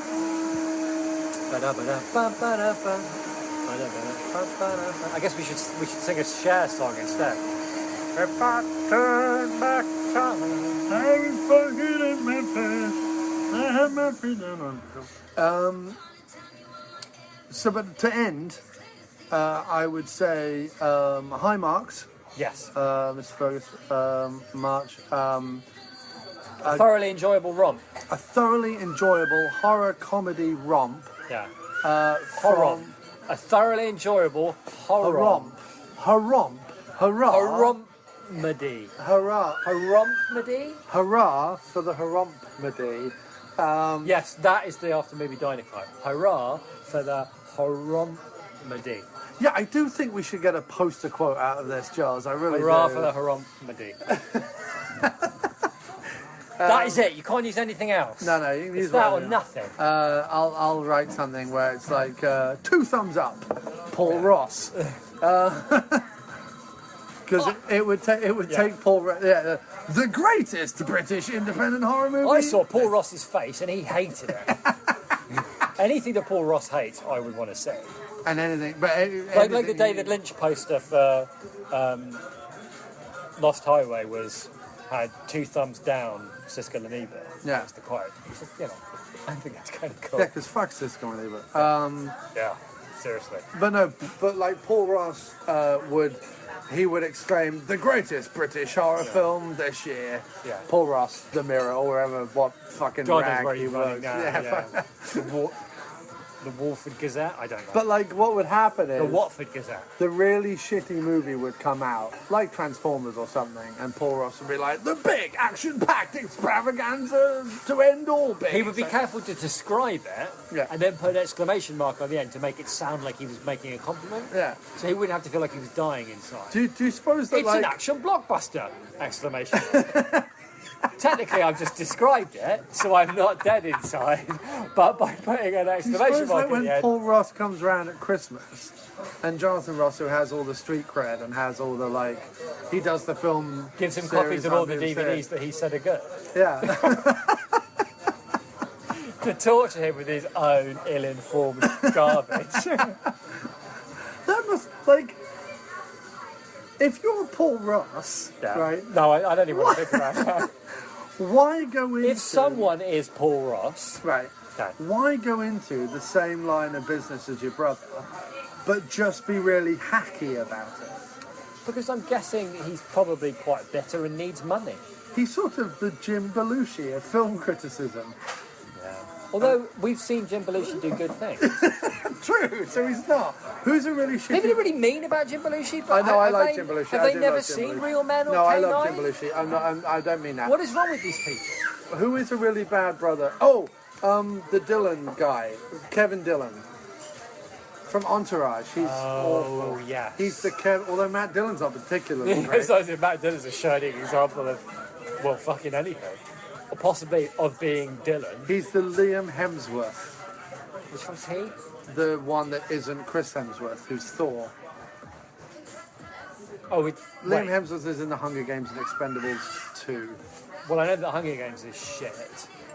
Shitty shitness. So I guess I hate him. But it's not as if... Again, it's not as if Chris Hemsworth is like, Chris Hemsworth's in this movie? I must... Like, have you seen Black Hat? What a piece of shit. Paul Ross. Have you seen Paul Black Ross is the anyone with the last name Wahlberg of film criticism. Because all No, the I know who he is. Wahlbergs are awful. Who's the... Isn't there an Estevez? There's like... No, they're all good. All No, the Estevezes are good. no. There's what? Joe. No, Joe Estevez is great. Sheen's brother, Martin Sheen's brother. Yeah, I thought he was really bad. He's been in a load of cool B movies. No, we like Joe. All right. Okay. Fair enough. I mean, no, he is categorically awful, but he's been in a lot of groovy B movies. Paul Ross hasn't. Who's the really bad Baldwin? Oh, Stephen Baldwin. Yeah, but he was in Usual Suspects. Yeah, but he's awful. He's a horrible Republican religious nightmare. Yeah, but he was good in Usual Suspects. Who believes like God wants Donald Trump to ride a unicorn into Hades. Well, that I would like to see, though. Because then Donald Trump would be in Hades. Oh, and how would that be a bad thing? Well, he would, but ridding the world of, I don't know. Steve, he is the, Paul Ross is, but he's not as bad as Stephen Baldwin. He's the not Adam Baldwin, he's not a Baldwin. Who's not Alec Baldwin? William Baldwin. Yeah, but... He's the William Baldwin. He's kind of awful, but kind of okay, but kind of awful. What's William Baldwin ever been in that anyone gives a shit about? He hasn't got a Usual Suspects on his... No. Anyway, we're going on about Paul Ross. I don't even know how we started talking about Paul Ross. Poster quotes. Yes, but why? Like, we want to give good poster We quotes. do want to get good poster quotes. So it was... A thoroughly enjoyable horror-comedy. Harompmedy. Hurrah for horror-comedy. Jim Wallace, the after movie diner. Please don't credit me with the invention of the word harompmedy. But Fergus, that's your lot. That's what you get when you ask. That's it. Nothing else. When you ask us to review a movie, this is the bollocks we come up with. But genuinely, my good friend, genuinely. Long digressions about Paul Ross. Genuinely. Made up words. Genuinely, you have succeeded where Jim and I have failed. More than once, I might add. In several ways. In fact, just in life in general, you have succeeded where James and I have failed. And for that, sir, you should be applauded. But also, you made a bloody funny, effective horror comedy in Britain that I enjoyed with some good actors under a time constraint and a budget constraint, and I applaud you for it, sir. Well done. Yeah, well done. Good work. Should we just end it there? Yeah, we just ended there. That's fine. You put it really well. All right, well, it's wonderful to have on the line with us this evening the excellent writer, director, actor, singer, musician. You're a multi-hyphenate, multi-talented individual, Mr. Fergus March, and it's a pleasure to have you here on the After Movie Diner. How are you, sir? I'm thrilled to be on the podcast. I'm so excited, and please, flattery will just make me clam up with nerves. So, but it's all. I didn't say anything that you haven't done. You have achieved a lot in your life so far. Now list all the things I've done with success.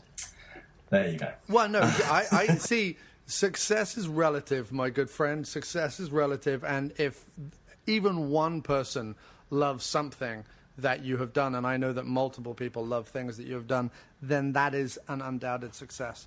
That's the way I look at things. I have to, because only 3 people listen to my podcast. Oh, I'm certainly one of them. So there we go. It's mutual. It's fantastic. Yeah. But that hits on an exact thing. You know, that's why anyone does anything, isn't it? I think it's a bit of a very outdated and very uncool reference, but I remember Tom York from Radiohead way back in 93, 94, something like that, saying if you can just touch one person, then you're a complete success. That's all you've got to do. Yeah. Establish heartfelt communication with one other person. One person in the world goes, oh yeah, I kind of get what you're trying to do there. That's enough, and that makes it awesome. I completely agree, and I think anyone who sort of tries anything creative and certainly puts it out there into the world, whether it's in the case of The Trap, something like film festivals, or ultimately, hopefully, some sort of online release or DVD release, or whether you put it out there as a podcast or a Bandcamp album or whatever it is. Too much emphasis is placed on numbers and not enough emphasis placed on the feedback. Absolutely. And there's something... I think that's why I'm kind of drawn to putting jokes in stuff that I do, because when you watch it back with other people, if you get laughs from those jokes, it's incredibly rewarding. It's an immediate response. It's an immediate review, basically. It's a feedback loop. You can use that. It's very enriching, yeah. Yeah, no, I agree. So first of all, how did The Trap come about? Because Jim seemed to think that it was because you had the location and you quickly wrote the film. Is there some truth in that? That is absolutely correct. Wow, he's got a good memory, because it must have been a while since I told him this. But yeah, James Wren, who was in the film and co-wrote it and co-produced it with me, and another guy called Alan Freestone, the 3 of us had made an incredibly low-budget feature-length film about the Edinburgh Fringe Festival. It was a ridiculous idea, but because we ended up getting some fairly well-known, in Britain at least, stand-up comedians to be in it, it got a little, a tiny theatrical release. It was like on two cinemas, and then a DVD release, and we did okay with that. And so the 3 of us formed this film company kind of by accident off the back of this really, really silly idea we'd had. A friend of James's, he lives in North London, and a friend of his that works for the council, the local government up in North London, came to us and said, this Victorian Gothic bathhouse, the Hornsey Road Baths, is being converted into an arts centre, but the process is going to take 6 weeks, in which the place is going to be basically desolate from next week. And it will be empty for 5 weeks after that, and then the builders are coming in at the end of 5 weeks, and they're going to demolish it and turn it into something new. Do we want to film there? And of course, we should at that point have gone, okay, 5 weeks, that's a really, really safe amount of time to write a solid 5-minute short film script call in some favors, call in some friends, and get it made and have an amazing location. But then we started thinking about all the films we love and mashing up different genres of films that we love, and thought, well, let's just try. For once in our lives, we're going to try and do an entire feature film in 5 weeks, from inception, writing the script, filming it, and clearing out. Yeah, that was all 5 weeks. Yeah. And it was a crazy push. I mean, you'll see from having seen the film, I think it just about coheres. But I think the thing that I'm proudest of is that we made the thing at all in 5 weeks with no money. So yeah, that was kind of the genesis of the project. Yeah, it not only does it slightly cohere, it completely coheres. Oh, it that's nice. completely plays as a feature film. I think that's testament to, if not to blow our own trumpet much, but I think my co-writers on the film, James and Alan, they are really, really good at sewing little things in at the start of I think it's something that Simon Pegg and Edgar Wright do a hell of a lot. The first 10 minutes of an Edgar Wright film is entirely plants and seeds and setups for things that are going to come back later on. Often visual repetitions, gags. We try to do a little bit of that. Like Raz has that pathetic little knife in him, and someone has the line, "Oh, you have to stab someone 1,000 times just to get their attention." And then at the end of the film, you see that knife stabbing someone 1,000 times. Right. We like that kind of loop, we always say it's a free gag. If you can plant something early enough in the script and have it come back to you later on, not only do you get to look really clever as writers, but also the audience get a bit of a laugh of recognition out of it as well.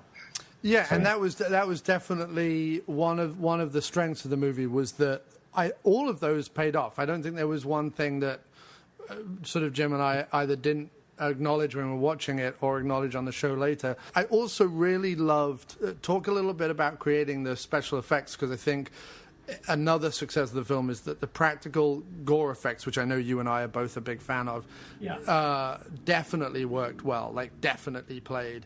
Cool. Talk a little bit about creating that. There is a little bit of CGI enhancement, just in terms of bloods. We added more blood spurts to the screen at various points.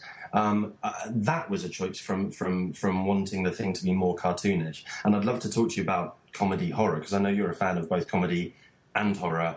Yeah.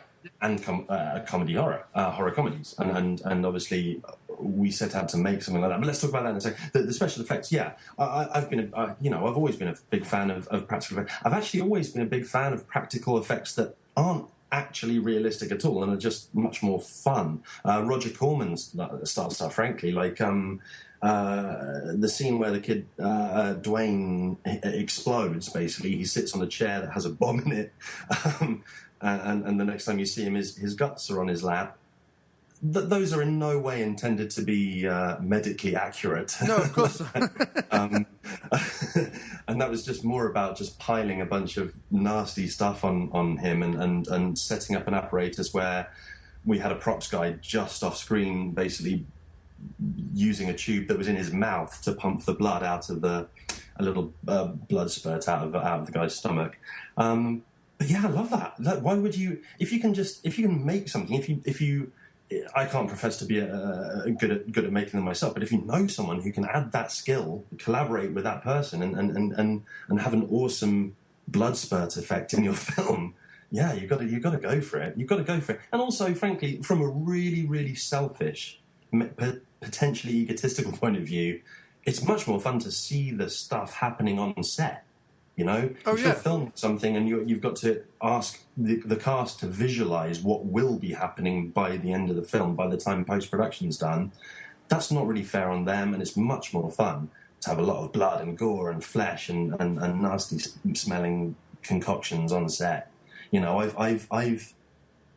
I've made so much fake blood in my life. I know for a fact I have the best recipe for fake blood. Maybe I'll email it to you. You can put it on your website, because I think it should be shared. It's all about green food dye, believe it or not. Green is the thing that makes it look less pink the blood. So yeah, they go. Hot tip. One of the things we talk about was the homages in it, but also the what I called kind of comedy sketch sequences, which are especially typified by the three black and white flashbacks to do with the items that are of treasure that are to be found.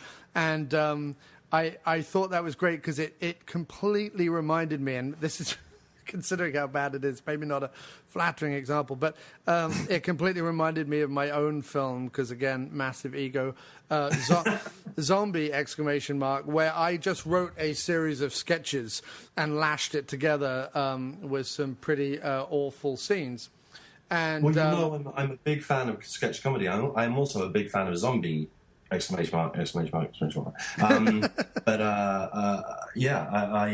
fact, I have a copy right behind me, just here in my London office. Sketch comedy is where we as writers come from. Live sketch comedy, particularly. Again, my co-writers James and Alan, they have done a hell of a lot of sketch comedy. Which is kind of what I was referring to earlier on when I was saying how proud I was that the film has a cohesion, it has a kind of story, through line to it at least, and it doesn't veer too wildly off in terms of tone. However, there are these three black and white flashbacks at the start of the film. I don't know if you noticed, but the three pieces of treasure they refer to aren't exactly... it's a big red herring, that whole thing, basically. It doesn't necessarily come back into the film. There are clues as to where that those pieces of treasure are and kind of roughly what happens when the film finishes. There is kind of supposed to be a little story that carries on in the audience's mind after that, if they want that, if they like that kind of thing. But those black and white sketches were more for us to set a tone of comedy, frankly. It's if you're doing a comedy horror where you genuinely want, we never set out to scare people necessarily. We did want a gory film that would make people laugh. That's what we wanted. Right.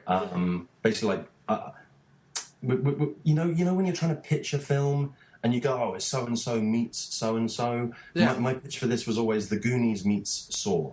Right. But I think my co-producers called it something more like The In-Betweeners meets Texas Chainsaw Massacre or something. I don't know. Okay. But it's always going to be the familiar kind of comedy meets horror thing. When you're talking about a bunch of characters being characters and then going into a place and getting slaughtered for the sake of horror, we found it actually quite tough to do kind of story-based gags at the start of the film. Particularly around the older group of characters, the more kind of cat burglary, over the hill group of burglars. Their scenes needed zhuzhing up in terms of comedy. And I'm a big fan of a film called Severance. Have you seen that? I haven't seen it. No, I'm aware of it, but I haven't seen it.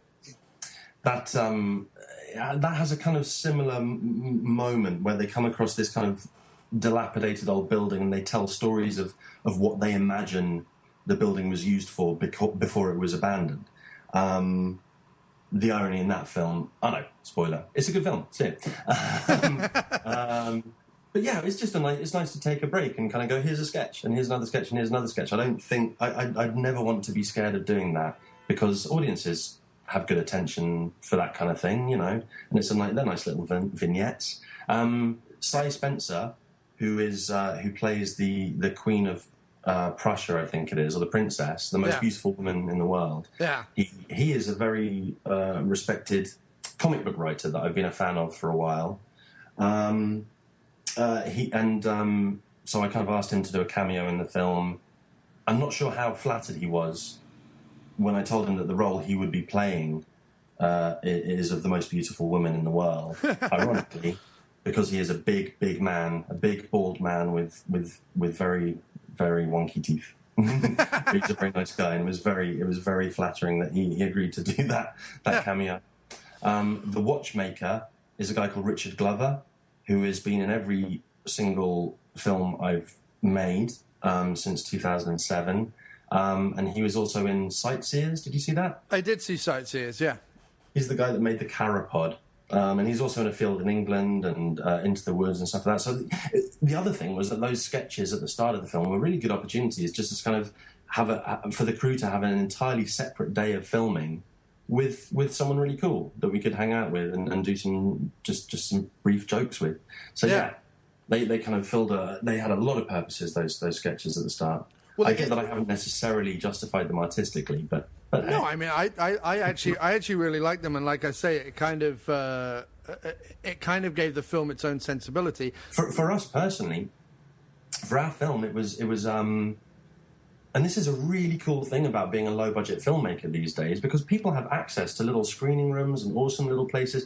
So we took the Trap in an early edit form.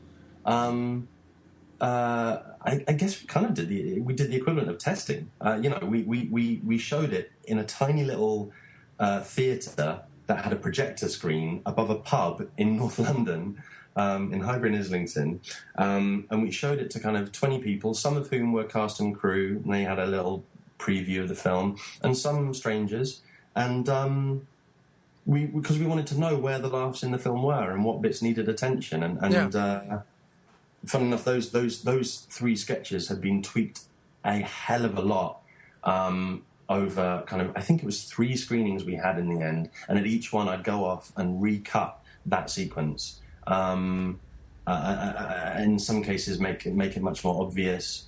In some cases, believe it or not, making it slightly more subtle. The titles for each of the 3 sketches didn't appear until that very last cut, and that made a big difference to audiences understanding what they were seeing. It is a weird thing for an audience to suddenly go, hang on, what's going on? This is black and white, and we're being shown a very different set of characters doing something very different.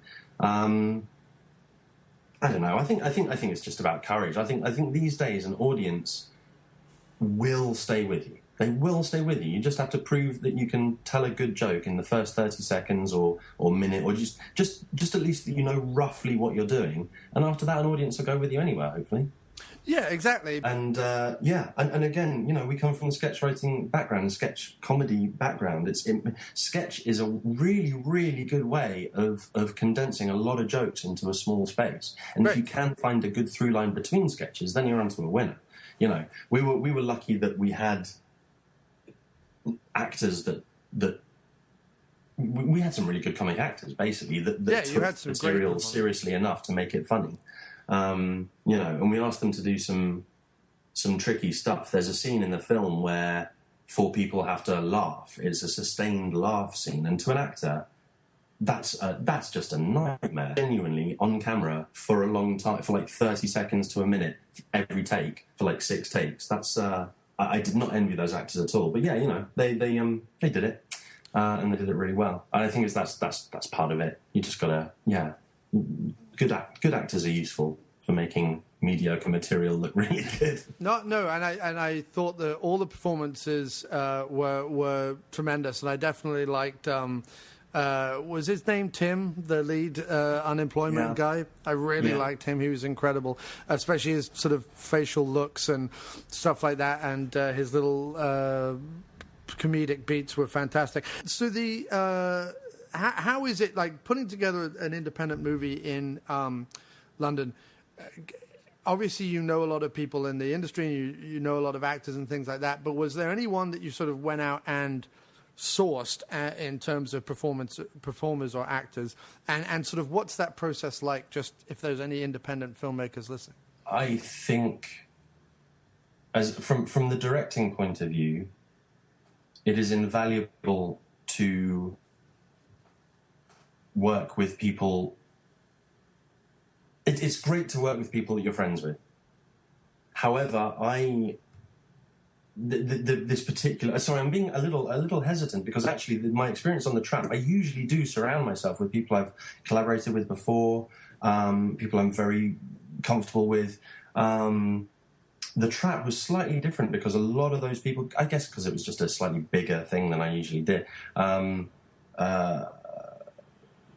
we had a lot of new crew members, a lot of cast members that I hadn't worked with before, but that had been vouched for by various other people. We actually even auditioned for some of the parts. and just put, spread threw the net out there and see who came back. Some parts were written for specific actors that we already knew, and those actors were unavailable, so we had to find replacements, and actually they ended up being as good, if not better, as our original idea would have been. But so I think if there's any advice, the overall thing from the film for me was be professional. I know that sounds ridiculous and probably extremely condescending, especially in I've spoken to a lot of young filmmakers. They take themselves pretty seriously these days, and that's amazing to see. But when you're trying to run a cast and a crew and maintain morale, it's really important that you stay professional, that you convince everyone that the thing you are doing has a good purpose. It's because it's going to be amazing. And having fun actors on set is really handy as well. This is the other thing. I work with comic actors or comedians quite a lot, and so it's not hard to have laughter on set between takes, but that is absolutely key. It's horrible to be on a dreary set, so just keep it professional and keep people laughing at the same time, and I think you'll end up with a really nice tone to the movie. In terms of making the film, do you know what? It's a cliche, but if you find someone who you love shooting with, as in if you're a director and you know someone who can shoot well, or that you can just communicate really well with and share duties on lighting and camera, that's amazing. I was lucky enough to have a few different guys come in and operate cameras, all of whom I'd worked with before, and all of whom I love working with. But it was really fun to have a really close collaborative relationship with them. And you know what? I think if again, advice for someone making their very first film, make it a single location. I cannot tell you everything good about this movie came from the fact that we were 30 people. We were in our own trap. Do you know what I mean? We were in that building for 5 weeks solid, pretty much, working long days to get something like a film out of it. But that was amazing. That kind of, not to be too distasteful, but that kind of that Dunkirk spirit of everyone just hunkering down and going, okay, let's work together and we can make this fun. And it was amazing. There was no ego there as well, which was really nice. Again, that might be an ensemble film thing. There was no star in the movie. Obviously, with a horror movie, the cast kind of gets whittled down as it goes on, and if there is an ostensible star or hero, it's usually the person who's left at the end of the movie. But we were lucky enough to have an ensemble of kind of 11 main parts, all of whom got on really well. So yeah, all these things. Sorry, John. I think I'm too lucky. I think I was too lucky to be able to give any actual sound advice. No, I think, obviously in that short amount of time you had to work with the one location, obviously being prepared is a big part of filmmaking in that respect.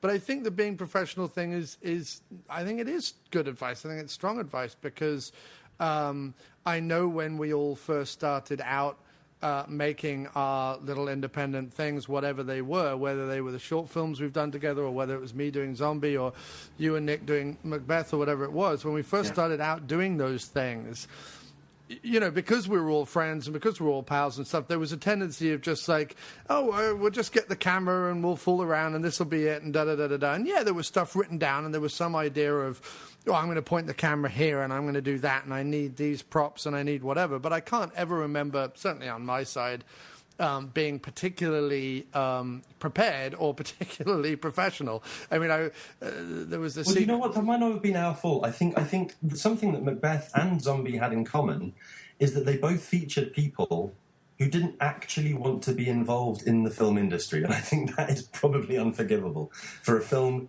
where there are so many people who do want to be part of the film and part of the film industry, or to get into acting, or to get into camera operating. For us to use a mate just because he's a housemate, or do you know what I mean, like a flatmate.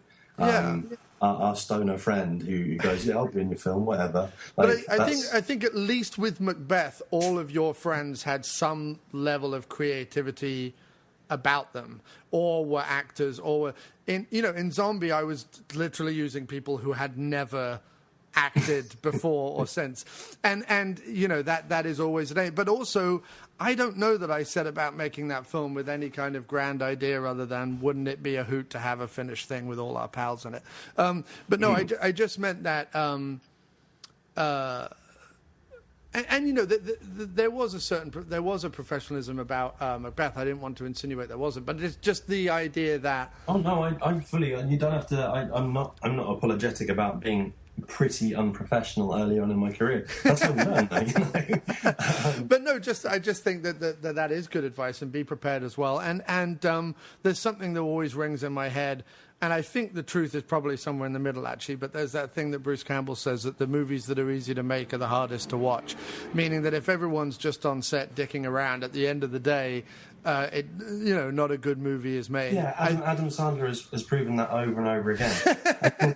I think, and that is true. It doesn't necessarily follow that the opposite is true. It doesn't necessarily mean that, like, really tough shoots yield great movies or enjoyable to watch movies, but there is a middle ground. I certainly think there is a middle ground. Yeah. And And I think that's definitely the case. I think that the truth of the matter is there's no problem working with friends, and there's no problem working with people who you find a simpatico with on set. But I think that at the end of the day, the primary thing should be, we're here to make a film, and these are the things that we all have to do in order to make that film. If along the way we can crowbar in some jokes and some relaxing moments and whatever, great.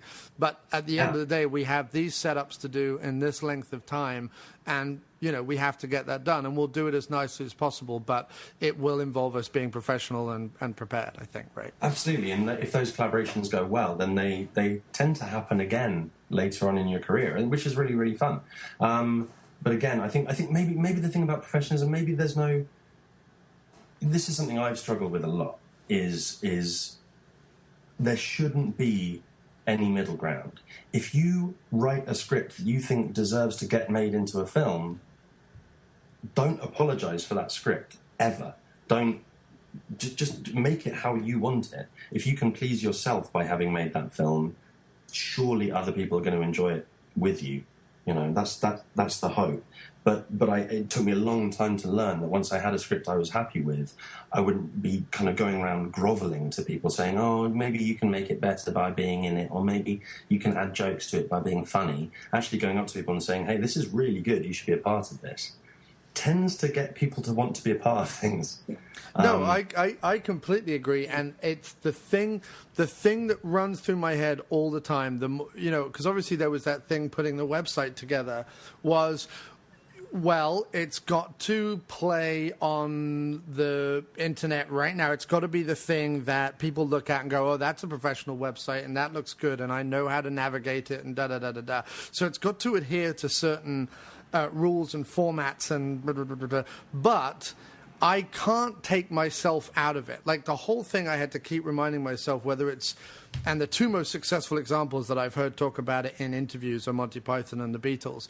And that is, it's 6 guys in the case of Monty Python, or 4 guys in the case of the Beatles, either writing comedy sketches or making music for them that they believe in. That is their voice. It's not a bunch of outside voices telling them, well, I think a Python sketch would be.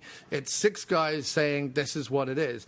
And you can take that autonomy a bit far, and you can kind of become a bit dictatorial with it, and that has its. You have to be an incredible craftsman, I think, to really pull that off, to be a Kubrick or to be an Altman or to be whatever. Sure. But ultimately, I think you're completely correct. You have to believe in what you're doing, and it has to be your voice. And while collaboration is good, compromise isn't necessarily.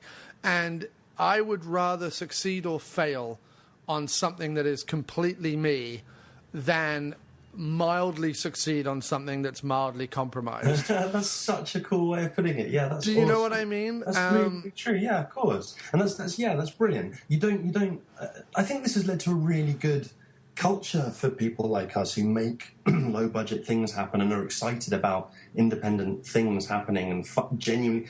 Obviously, the rule of the studios over the film landscape has made cinema, let's be honest, pretty rubbish at the moment. Pretty boring. The summer has been appalling for big movies, but at the same time, it means there's loads of awesome stuff being made by people. I don't know. I've done a lot of work in TV recently, and TV executives on both sides of the Atlantic are ripping their hair out at the fact that there isn't as much cachet as being on TV as there used to be, because anyone who's young and creative and in the visual arts is going to go straight to something like YouTube, Vimeo, and there's a perfectly good distribution platform for them there, free, that they have complete control over. It's making these executives at studios go, oh, well, how do we control this? And the answer is they don't. They control 5 or 6 massive releases, and then everyone else is just making awesome horror films, awesome little comedies, awesome little indie dramas, awesome. I've seen so much good, like, super low budget sci-fi recently. It's really exciting, and that's a result of the crapness of studios meeting more forthright artists who actually just say, no, do you know what? I'm free to make what I want to make, and yeah, it's really exciting.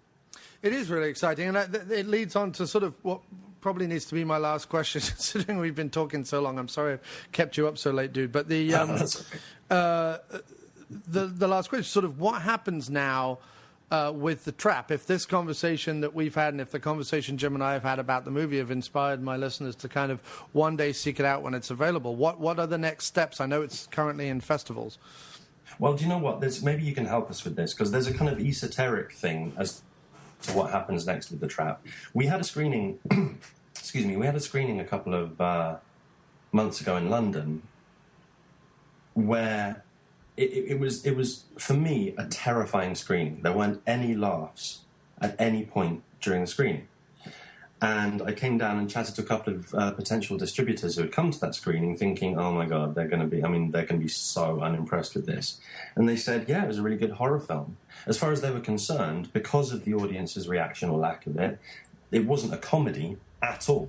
It was a horror. And funnily enough, the website lovehorror.co.uk gave us a review that said, these guys could make a really good horror if they put their minds to it, but just lose all this unnecessary comedy stuff, yeah? Yeah. Which is an amazing interpretation of a horror comedy. Right. We had another screening the very next night after that kind of silent horror screening of The Trap, where I think there was just one guy who'd maybe had a drink and was keen on laughing from the very start of the film, and it turned into this riotous comedy screening where everyone was laughing and laughing and laughing. So we have been told that doing a horror comedy is a nightmare, because horror fans don't necessarily want to watch a comedy film, and comedy fans aren't necessarily horror fans. I personally do not believe that at all. No. So we are trying to market the film. There's no studio pressure on us, but we've been talking to some kind of distributors who are subsidiaries of the subsidiary of, like, Warner Brothers. You know what I mean? Like tiny little companies that are somehow related to their great grandfather companies that are these massive conglomerates, and they're all saying this is either a horror or a comedy, not both. And when it comes to kind of marketing the thing, we've been told that because there's a mention that the treasure in The Trap is Nazi gold, it's buried Nazi treasure. We've been told that if we have a swastika on our poster or our DVD labels, that's going to make us much more popular with horror fans, because apparently horror fans love a swastika on a. Jesus, that's bleak. I know, right? Bleak. So okay, right. So the question we're kind of trying to answer at the moment is.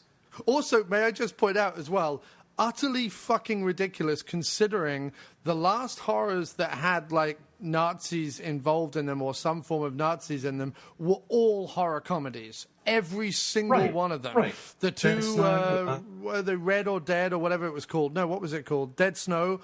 And it's Dead Snow, and then you had the Mars one. Nazis on the Moon or whatever it was called. Iron Sky.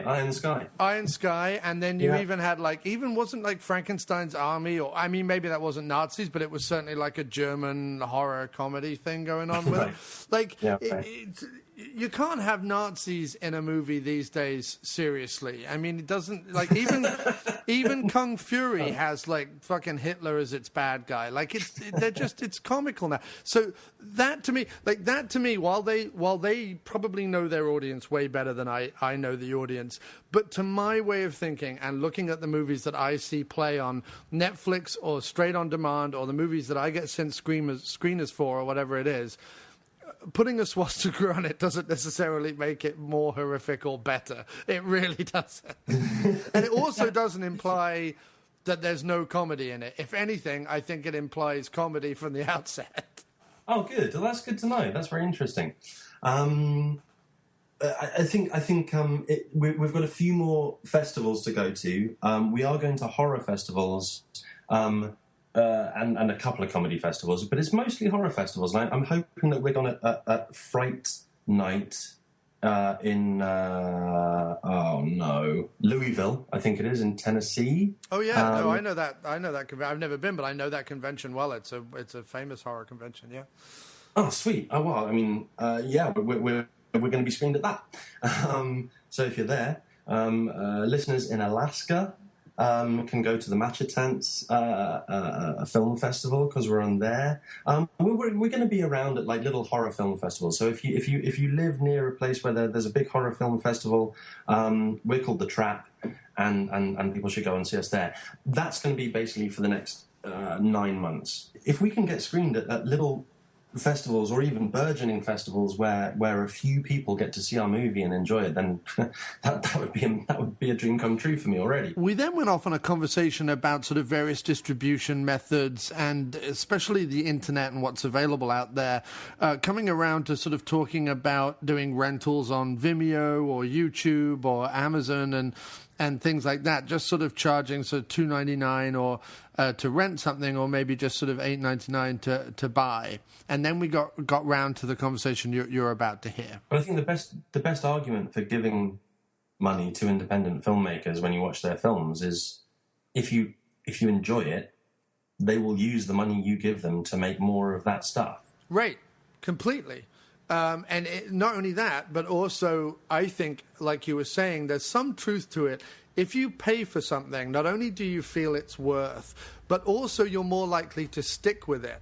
And actually, I think in the case of The Trap, the full success of the movie and the full strength of the plotting and the strength of the acting and the strength of the running gags and so on is in watching the whole thing. I think if you just, and you know, no offense or anything, but like, I think if someone just watched the first 5 or 10 minutes, they wouldn't get the satisfaction that Jim and I got from watching the whole thing. You know what I mean? That's both.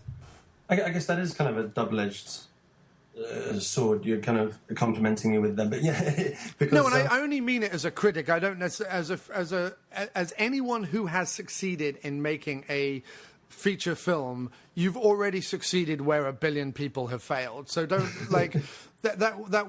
It wasn't. All I just mean is the stronger part of it is once they get to the warehouse, and well, I think that's probably. Oh yeah, absolutely. And right. I think this is the thing as a horror fan, but also I'm a big fan of Buffy the Vampire, the TV show. I like a teaser. I like a pre-credits. Here's something that's a little bit scary, that's just going to whet your appetite as to what's going to be coming up. And in that sense, yeah, the first 10 minutes of our film is very traditional in that sense. There's not a huge amount of gags in that opening scene. It's just set up to be kind of, I had a couple of really nice, what I thought in my head were really nice visual tricks with the flash photography thing going on. I thought, that'd be quite a cool thing to scare an audience with potentially at the start of a movie. No, that very opening sequence is superb. The sort of the pre-credit sequence. It was what I meant more was that the establishing of the two main characters or two main groups once the story gets going. Yeah. That it takes a while. You kind of want them. It's a weird thing. If second time anyone watches the movie, they're like, my God, it takes them so long to get into the building. Yeah, and it's not what you want as a horror movie watcher. You kind of go, well, I know they're going to get picked off one by one, and I know that's not going to happen until they get into this building. And I appreciate that you're doing some character work for us so that we maybe give a little bit of a shit about the characters. But frankly, yeah, it was a dangerous thing and a careful thing to get in the edit, because obviously, like you say, if people walked out after half an hour even, I think they'd be like, well, that film was terrible. Literally nothing happened. Oh no, I mean, I just meant that so much from that setup pays off and is improved upon throughout the movie, that I think paying for it and sitting with it and enjoying it and watching the whole thing and then being able to step back and look at the whole thing and this doesn't just go for The Trap, this goes for any movie. Like, there's so many movies I have to review on Blu-ray or DVD or screeners I get sent or whatever it is, that like if I did the 10-minute test, they wouldn't survive. You know what I mean? Yeah, sure. And yet when you get through 90 minutes of it, you step back and you go, no, actually, okay, so this was all putting this together and this was setting it up, and actually it was nice that, you know, by the time we get to later in the movie that you do care about the characters, or that there are even characters to root for, or whatever it is. Yeah, right. And there's so loads of films even that have that single. There's even like one shot right at the end of the movie that can reveal so much about the story or characters and things like that. It's 5 seconds at the end of a movie that make the previous 90 minutes completely change in your mind and therefore become worthwhile. Yeah. Yeah, and so I think that there is something to be said for. I think the problem for me with free stuff is I go, I'll go back to it. Like a web series is the prime example. I know 3 or 4 web series that I know I would love if I had 5 hours to sit down and watch them all. But I watched the first couple of episodes. I go, oh, the production value is great and the acting's great and there's a really good idea here. I'll get back to it because it'll be on YouTube, because it'll be there for the next whatever, you know. And then, and then, you know, suddenly you're getting an email and it's like, oh, we're in our 6th season, and you're like, fuck, I have to, you know. So I think if you pay for something, your tendency is to stick it out, and I don't mean that in a sense that films need to sometimes be stuck out with. I just mean the mindset, the mentality. I really think. Yeah, I agree. Yeah. But no, I whatever you do with it, I obviously hope you wish you every success. I think that there should be, you should bundle it together with everything else you've done and do like some mad Fergus March box set would be incredible. Because I would certainly buy it. But no, sir, congratulations on the film. Thank you so much. So nice. It's really kind about it. Thank you. I will give most things a benefit of the doubt. Because it is, like I say, if you make a film that you can sit and watch for 90 minutes or 75 minutes or whatever it is from start to finish, and it's coherent and there's characters and actors and special effects and sound and music and all the rest of it, you have succeeded where 95% of independent filmmakers have failed. That's just the case. So I will always give. And then there's budgetary, and then there was timing constraints, and you know what? Can I make a really weird analogy? Sure, go ahead. Did you ever listen to Tenacious D? Yeah. So when it was just the two of them, not on the albums, they tended to have backing bands playing with them, but when it was just the two of them playing live, you could see that it was 2 guys with 2 acoustic guitars, and they were playing in such a way, with enough exuberance that the audience filled in the gaps where drums and bass and distorted guitar solos would be. Definitely, yeah. Right? I think a similar thing happens with low budget and independent movies, where a filmmaker has an imagination that you know exactly what they have in their mind, and you as an audience member can jump into that imagination and fill in your own gaps around those kind of budgetary constraints or timing scheduling constraints, things like that. Yeah, I think if the film is enjoyable enough, it has that exuberance about it, then an audience can. I'm not talking about making concessions, but I'm talking about filling in those gaps, filling in those budgetary gaps. You know, we didn't have a huge amount of money to spend on gore, for example, but when we have gore, it's a bit sillier, and I think the viewer can kind of go, okay, well, it's not supposed to be I think that's actually selling it short. I actually thought for an independent film, certainly made the way it was, that your gore effects and certainly your gore ideas were sold very well. And I think, thanks, man. Genuinely, because I've seen the ones where they've gone, oh, we'll just do CGI, and 9 times out of 10, I fucking hate those. Where they're like, oh, we're going to have a head come off, but it's going to be this horrible, cartoony, shitty thing. Give me a dummy, like a shop dummy head in a bad wig rolling down some stairs with some red food coloring any day of the week over some shit. Preferably in slow motion, absolutely. Yeah, and so there's... But there was no point where I looked at the special effects and went, oh, and sort of laughed at them. I mean, first of all, I don't watch movies ironically, but there was... I didn't even mean special effects specifically. I think I just kind of meant the tone of the film, the imaginative and the imaginary tone of the film. I think I think you can get used to watching low budget films, and you can appreciate what was. Maybe selling it short. You can appreciate what was meant. Yes, of course, completely. And also, I love...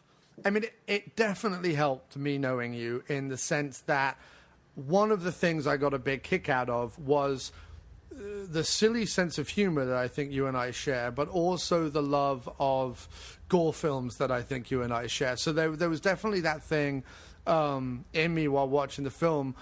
And again, I was able to hearken it back to either Making Zombie or Making Changes with you and John or whatever it was, where I'm like it gave me a little bit of a geek spasm, like a little happy moment.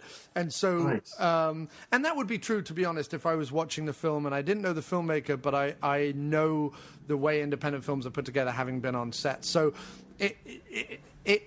it definitely worked on that aspect, and it definitely gave me those little moments where I'm like, oh man, that they really sold that idea, or they really sold that angle, or they really sold that set piece, or they really sold that the gore effect, or whatever it was.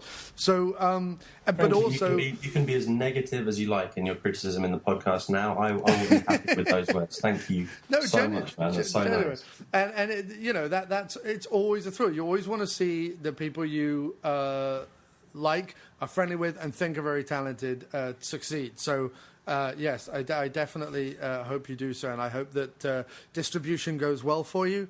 And if I can help in any tiny, weeny US part, let me know, and I will. You've already done so much. We'll certainly keep you up to date. Cue the music! If you're a bunch of obnoxious kids, or a man in beige who has hit the skids, maybe a thief with a dose of food poisoning, or a master lockpick who is the boss man's ex-fling, and you wanted buried treasure to fall right into your lap, then you just might be in the trap.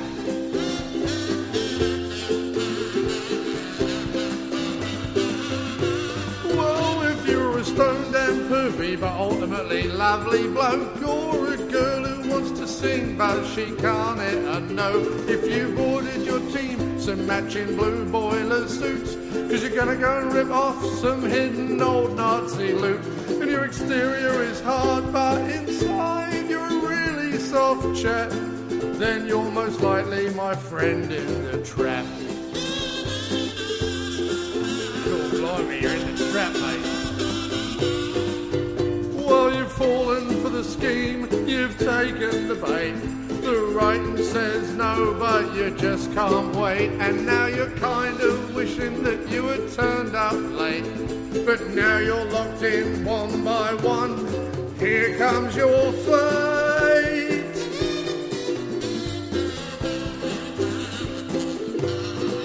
If you're the mentally deranged son of an AWOL soldier, guarding a precious key as you get older and older, if you've wired up a building with elaborate and deadly pranks, while the treasure rots away in the vault of some bank, and if suddenly your home is overrun and you've really had enough of all of this crap, time to welcome your guests to the trap. Welcome, guests. Come into the trap. And they've fallen for your scheme, they've taken the bait. You warn them with a no, but they just can't wait. Their greedy eyes are too big for their head. So now one by one you make sure that they're all dead. In the trap. Oh, in the trap. Oh yeah, when you're a lovely chap, but you're in the trap. Oh, when you want something to fall right into your lap, it might just be a trap. Oh, I've had enough of this crap, Barbara. I guess that I'm in the trap, Barbara. We're all in the trap. Time to doff our cap to the trap. Everybody doff their cap to the trap. Oh, it's the trap. The trap. The trap. The trap, Barbara. The trap. It's the trap. It's the trap. It's the trap. It's the trap. All right, enough of all this bollocks. Come on. Stop it now. Stupid.